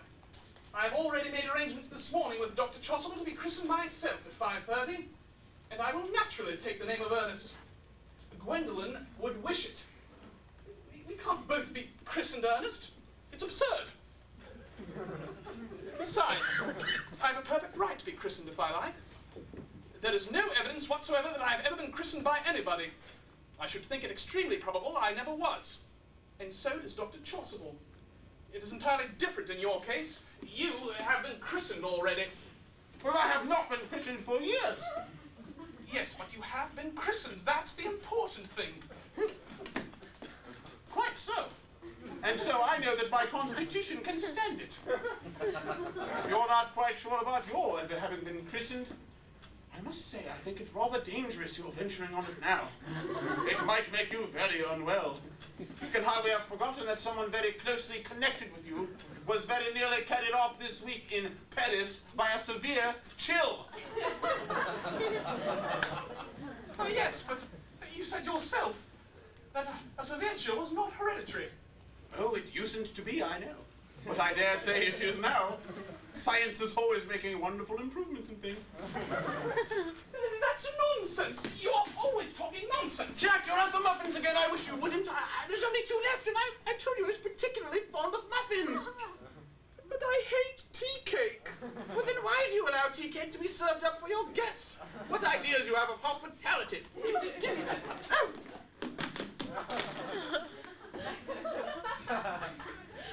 Algernon, I have already told you to go. I don't want you here. Why don't you go? But I haven't had my tea yet. And besides, there is still 1 muffin left.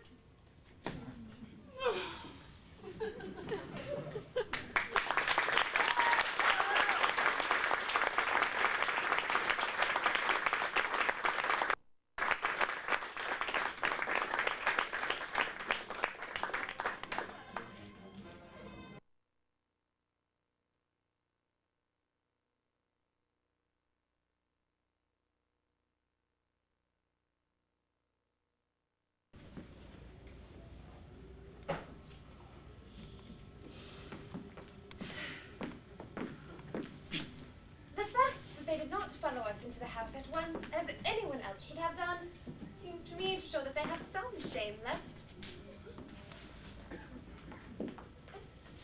They have been eating muffins. That looks like repentance. They don't seem to notice us at all. Couldn't you cough? But I haven't got a cough.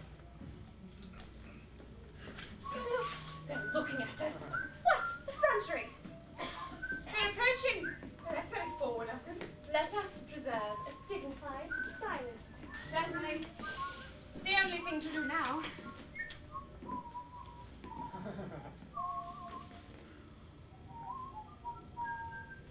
This dignified silence seems to produce an unpleasant effect. A most distasteful one, but we will not be the first to speak. Certainly not.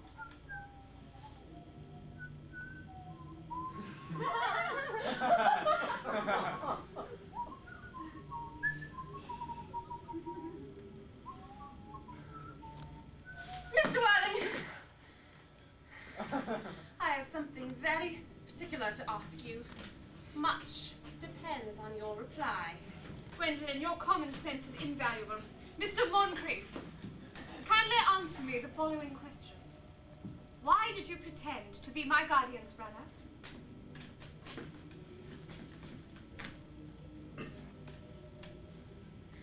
So that I may have the opportunity of meeting you. That certainly seems like a satisfactory explanation. Yes, dear. If you can believe him, I don't. But that does not affect the wonderful beauty of his answer. True.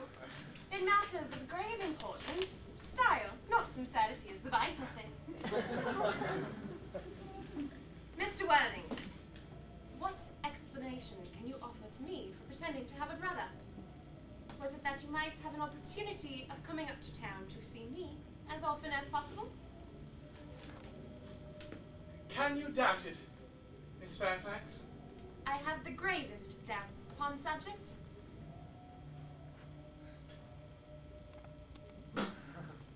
But I intend to crush them. This is not the moment for German skepticism.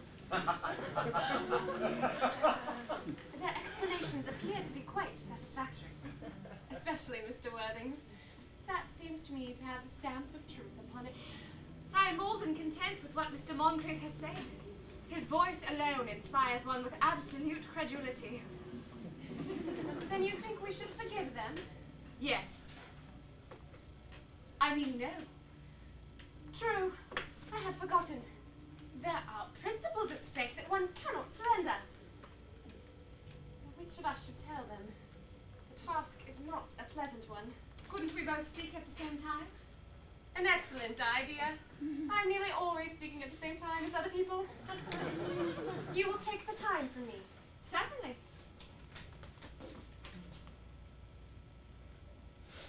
Your Christian names are still an insuperable barrier. That is all. Our Christian names?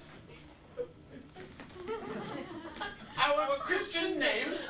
Is that all? But we are going to be christened this afternoon. For me? You are prepared to do this terrible thing? I am. Oh, to please me, you are ready to face this fearful ordeal? I am. How absurd to talk of the equality of the sexes. When matters of self-sacrifice are concerned, men are infinitely beyond us. We are. They have moments of physical courage of which we women know absolutely nothing. Darling. Darling. Ahem. Ahem. Lady Bracknell! Gwendolyn?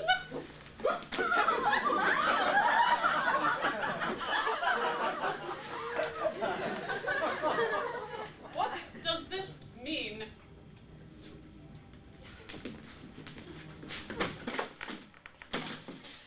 Merely that I am engaged to be married to Mr. Worthing, Mamma. Come here. Sit down. Sit down immediately. Hesitation of any kind is a sign of mental decay in the young, of physical weakness in the old.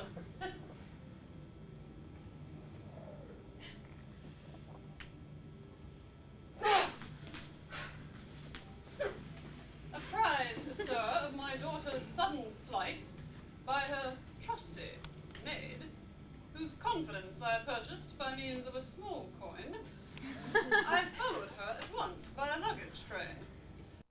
Happy father is, I am glad to say, under the impression that she is attending a more than usually lengthy lecture by the University Extension Scheme on the influence of a permanent income on thought. I do not propose to undeceive him. Indeed, I have never undeceived him on any question. I would consider it wrong. But of course, you will clearly understand that all communication between yourself and my daughter must cease immediately, from this moment. On this point, as indeed on all points, I am firm. I'm engaged to be married to Gwendolen, Lady Bracknell. You are nothing of the kind. And now, as regards my nephew Algernon. Algernon, Yes, Aunt Augusta. may I ask if it is in this house that your invalid friend, Mr. Bunbury, resides? Oh, Bunbury. No, Bunbury is somewhere else at present. In fact, Bunbury is dead. Dead? When did Mr. Bunbury die? His death must have been extremely sudden. Oh, I killed Bunbury this afternoon. I mean, Bunbury died this afternoon. What did he die of? Oh, Bunbury? He was quite exploded. Exploded? Was he the victim of a revolutionary outrage? I was not aware that Mr. Bunbury was interested in social legislation. If so, then he is well punished for his morbidity. My dear Aunt Augusta, what I mean to say is that Bunbury was found out. Yes, the doctors found out that Bunbury could not live. That is what I mean. So, Bunbury died. Well, he seems to have had great confidence in the opinion of his physicians. I am glad, however, that at the last he made up his mind to some definite course of action and acted under proper medical advice. And now that we have got rid of Mr. Bunbury, may I ask Mr. Worthing, who is this young person whose hand my nephew Algernon is holding in what seems to me a peculiarly unnecessary manner? That lady is Miss Cecily Cardew, my ward. I am engaged to be married to Cecily, Aunt Augusta. I beg your pardon. Mr. Moncrief and I are engaged to be married, Lady Bracknell. I do not know whether there is anything peculiarly exciting in the air in this particular part of Hertfordshire, but the number of engagements that go on seem to me to be considerably above the proper average that statistics have laid down for our guidance. I think some preliminary inquiry on my part would not be out of the question. Mr. Worthing, is Miss Cardew remotely connected with any of the larger railway stations in London? I merely desire information. Until yesterday, I was not aware that there were any families or persons whose origin was a terminus. Miss Cecily Cardew is the granddaughter of the late Mr. Thomas Cardew of 149 Belgrave Square Southwest, Jervis Park, Surrey, and the Sporran, Fifeshire, North Britain. That sounds not unsatisfactory. 3 addresses always inspire confidence, even in tradesmen. But what proof have I of their authenticity? I have carefully preserved the court guides of the period, Lady Bracknell. They are open to your inspection. Oh, I have known grave errors in that publication. Miss Cardew's family solicitors are Markby, and Markby. Markby, and Markby. No, a firm of the very highest position in their profession. Indeed, I am told that one of the Mr. Markbys is occasionally to be seen at dinner parties. So far, I am satisfied. Oh, how extremely kind of you, Lady Bracknell.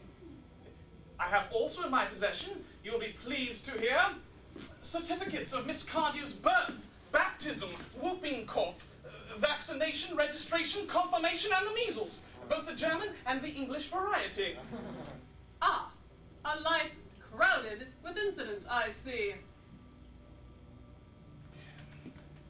Still, perhaps somewhat too exciting for a young girl.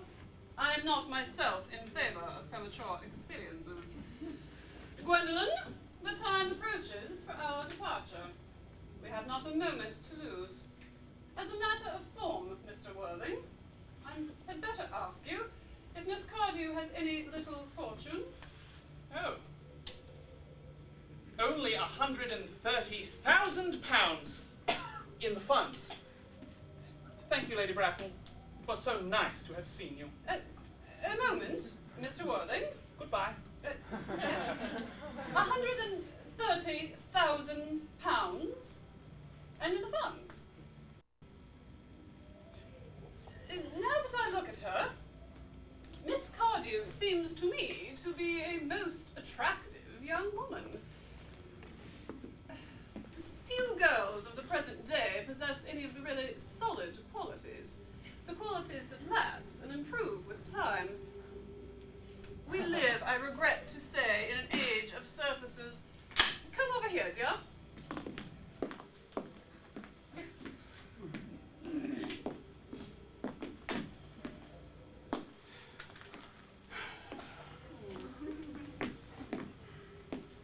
Pretty child. Your dress is sadly simple, and your hair looks almost as nature might have left it. But we can soon alter all that. A thoroughly experienced French maid produces a really marvellous result in a very brief space of time. I remember recommending one to a young lady Lansing, and after 3 months her own husband did not know her. And after 6 months, nobody knew her. Kindly turn round, sweet child. No, the side view is what I want. No. Yes. Oh, quite as I expected. There are distinct social possibilities in your profile. The 2 weak points of our age are its want of principle and its want of profile.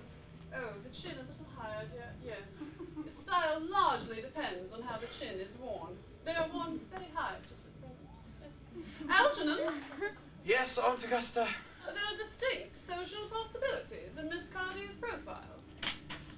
Cecily is the sweetest, dearest, prettiest girl I have ever met in my whole life. And I don't care a tuppence about social possibilities. Never speak disrespectfully of society, Algernon. Only people who can't get into it do that. Of course, you know, dear, that Algernon has nothing but his debts to depend upon. But I don't approve of mercenary marriages. When I married Lord Bracknell, I had no fortune of any kind. But I would never have dreamed for a moment of allowing that to stand in my way. Well, I suppose that I must give my consent. Oh, thank you, Aunt Augusta.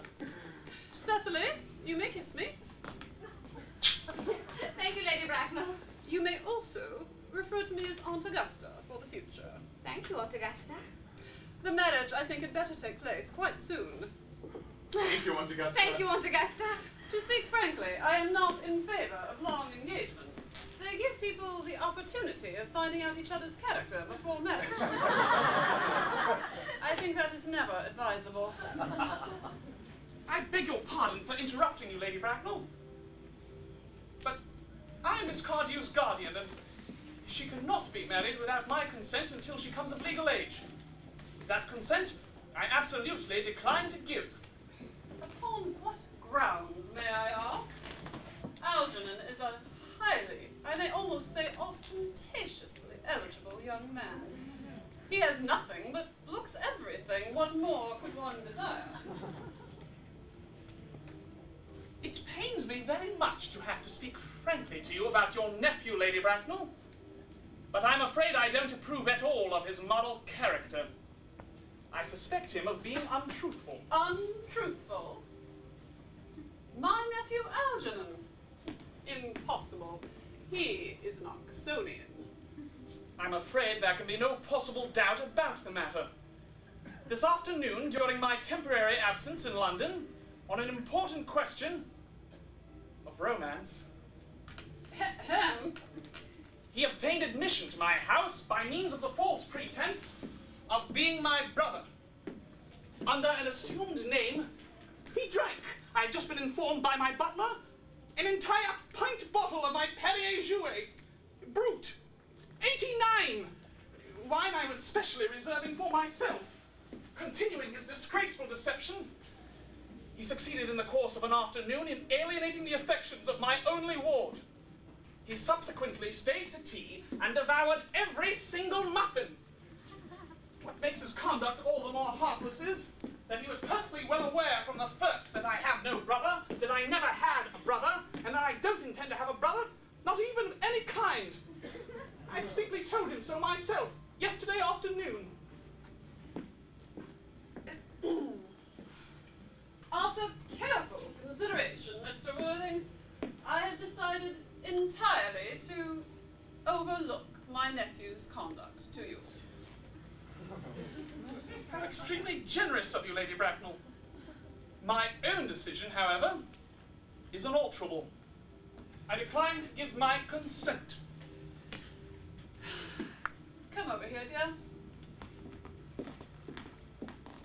How old are you, sweet child? Well, I am really only 18, but I always admit to 20 when I go out to evening parties. Oh, you are perfectly right in making some slight adjustment. Indeed, no woman should ever be quite accurate about her age. It looks so calculating. 18, but admitting to 20 at evening parties. Well, it will not be long before you are free of the restraints of tutelage. So I don't think that your guardian's consent is, after all, a matter of any real importance.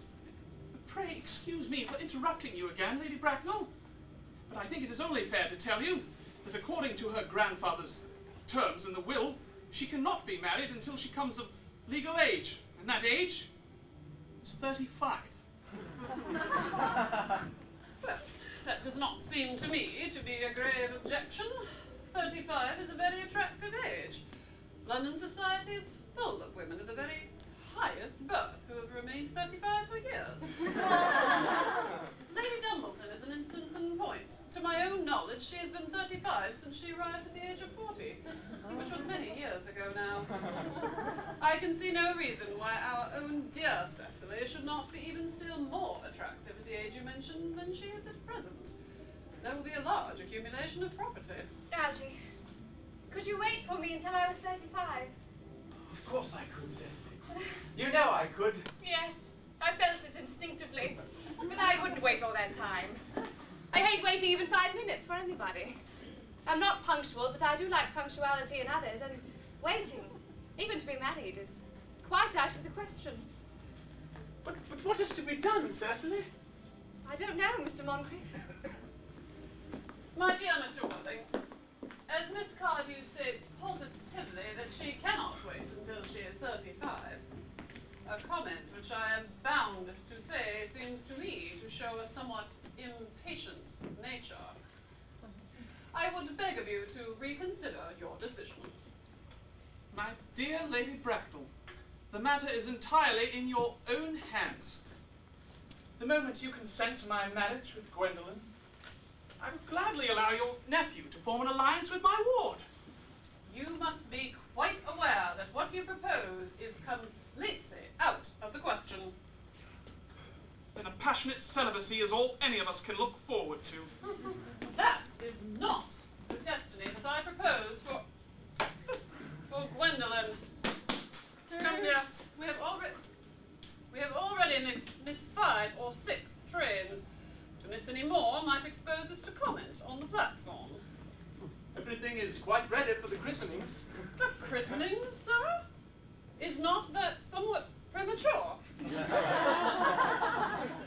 Both these gentlemen have expressed a desire for immediate baptism. Baptism? At their age? The idea is grotesque and irreligious. Algernon, I forbid you to be baptized. I will not hear of such excesses. Lord Bracknell would be highly displeased if he learned that that was the way that you wasted your time and money. Might you understand, then, that there are to be no christenings at all this afternoon? I don't think, as things are now, that it would be of much practical value to either of us, Dr. Chasuble. I am grieved, Mr. Worthing, to hear such sentiments from you. They savour of the heretical views of the Anabaptists, views which I have completely refuted in 4 of my unpublished sermons. However, since your present mood seems one peculiarly secular, I will return to the church at once. Indeed, I've just been informed by the pew opener that for the last hour and a half, Miss Prism has been waiting for me in the vestry. Miss Prism? Did I hear you mention a Miss Prism? Why, yes, Lady Bracknell, I'm on my way to join her. Pray, let me detain you for a moment. This matter may prove to be one of vital importance to myself and Lord Bracknell. Is this Miss Prism a female of repellent aspect, remotely connected with education? She is the very picture of respectability, most cultivated of ladies. It is obviously the same person. May I ask what position she holds in your household? I am a celibate, madam. Miss Prism has for the last 3 years been Miss Cardew's most esteemed governess and valued companion. In spite of what I hear of her, I must speak with her. Let her be sent for. She approaches. She is nigh. I was told you expected me in the vestry, dear Canon. I've been waiting for you there for the last hour and 3/4. Prism? Come here, Prism.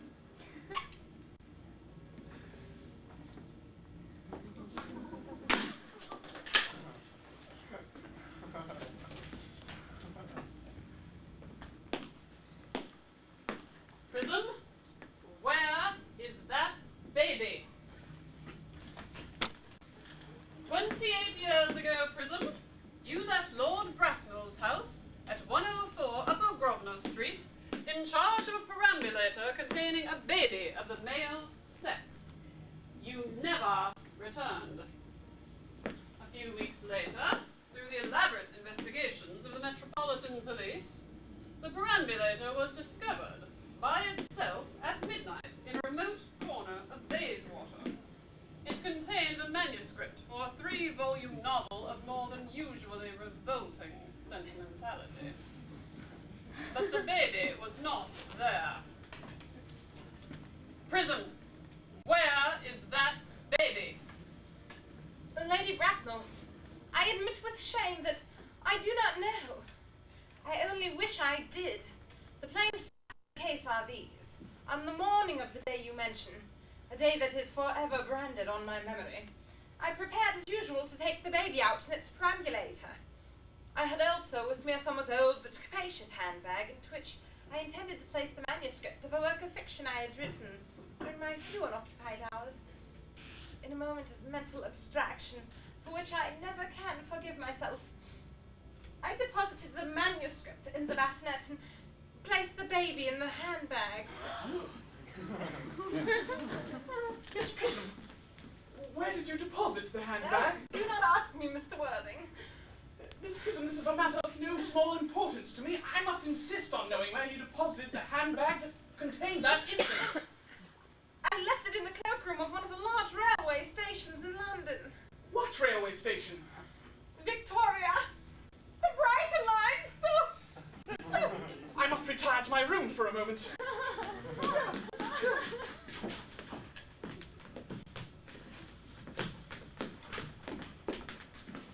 Gwendolyn, will you wait for me? If you are not too long, I will wait here for you all my life. What do you think it means, Lady Bracknell? Oh, I dare not even suspect, Dr. Chasuble. I need hardly tell you that in families of high birth, strange coincidences are not supposed to occur. They are hardly considered a thing. Uncle Jack seems strangely agitated. Your guardian's a very emotional nature. This noise is most unpleasant. It sounds as if you were having an argument. I dislike arguments of any kind. They're always vulgar and often convincing. It has stopped now. Truly, she would come to some conclusion. The suspense is terrible. Oh, I hope it will last.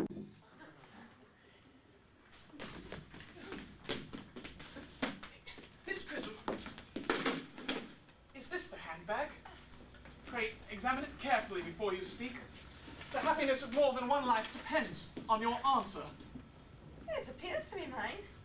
Yes, here is the injury it received through the upsetting of a Gower Street omnibus in younger and happier days. Here is the stain on the lining caused by the explosion of a temperance beverage, an incident that occurred at Leamington. And here on the lock are my initials. I had forgotten that in an extravagant mood I had the place there. The bag is undoubtedly mine. I'm delighted to have it so unexpectedly restored to me. It has been a great inconvenience being without it all these years. Miss Prism, more has been restored to you than just this handbag. I was the baby you placed in it. You? Yes, Mother. Mr. Worthing! I am unmarried. Unmarried? I do not deny that is a great blow. But after all, who can cast a stone against one who has suffered so greatly? Cannot repentance wipe out any act of folly? Why should there be one law for men and another for women? Mother, I forgive you. Oh, Mr. Worthing! Oh! Oh! There is some error. There is the lady who can tell you who you really are. Oh. Excuse me for seeming inquisitive, Lady Brandon. But would you kindly inform me who I am?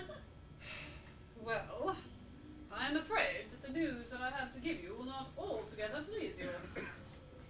You are the son of my poor sister, Mrs. Moncrief, and consequently, Algernon's elder brother.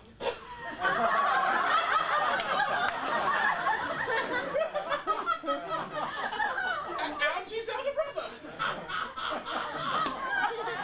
Then I have got a brother after all. I always knew I had a brother. I always said I had a brother. Cecily, how could you have ever doubted that I had a brother? Algy, Dr. Chasuble, my unfortunate brother. Very nice to meet you. And Miss Prism, my unfortunate brother. Oh, most pleased. Gwendolyn, my unfortunate brother. Oh, yes, Algy, you will have to treat me with more respect in the future. Oh, yes. You haven't treated me like a brother in all your life.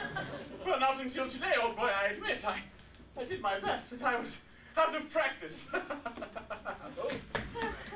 My own. But what own are you? What is your Christian name now that you have suddenly become someone else? Good heavens. I had quite forgotten that fact. I suppose your decision on the subject of my name is irrevocable. I never change, except in my affections. What a noble nature you have, Gwendolyn. And the question shall have to be cleared up at once. Aunt Augusta, a moment. When Miss Prism had placed me in the handbag, at that time, had I been christened already? No, every luxury money can buy, including christening, had been lavished on you by your fond and doting parents. Then I had been christened already. That's settled. Now, what name was I given? Let us know the worst. Being the eldest son, naturally you were christened after your father. Yes, but what was my father's Christian name? I cannot recall at present what the General's Christian name was. I am certain that he had one. He was eccentric, I admit, but that was in later years, and was the result of the Indian climate, and marriage, and indigestion. Things of that kind. Algy, can't you recollect what our father's Christian name was? My dear boy, he died before I was a year old. We were never even on speaking terms. His name would appear in the army lists of the period, I suppose. The General was essentially a man of peace, except in his domestic life. But I suppose his name would appear in any military directory. The army lists of the last 40 years are here. These delightful records should have been my constant study.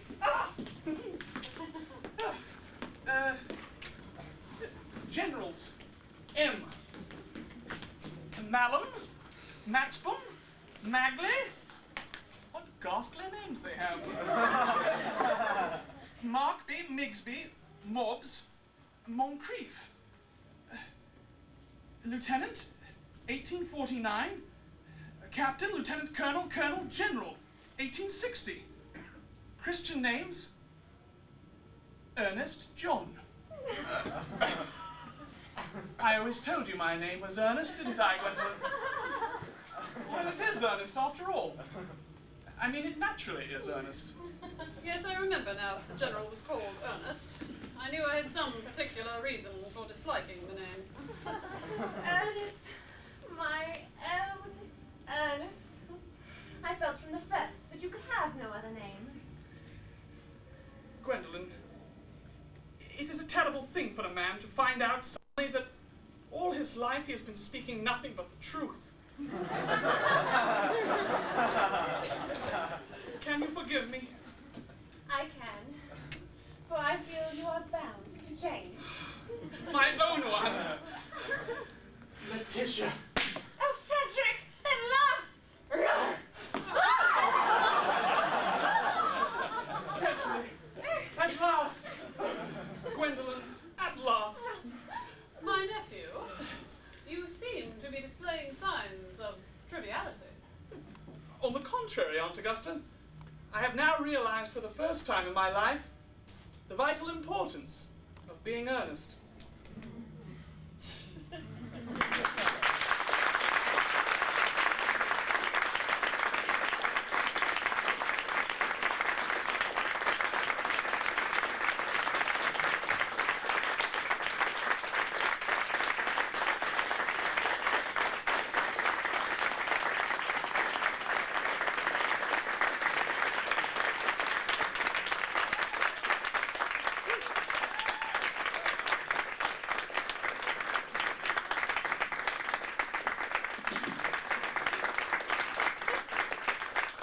A moment, if I may. One person we have not had a moment to thank would be our dear director, who is shaking her head frantically. Too bad. Howard, come here.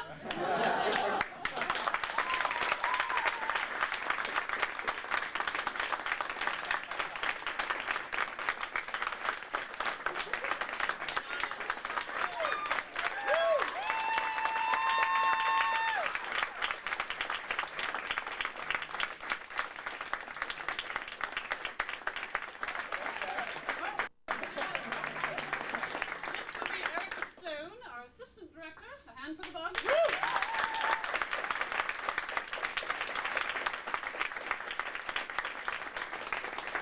Erica has shown us enormous patience and love throughout this whole process. We are grateful. Thank you.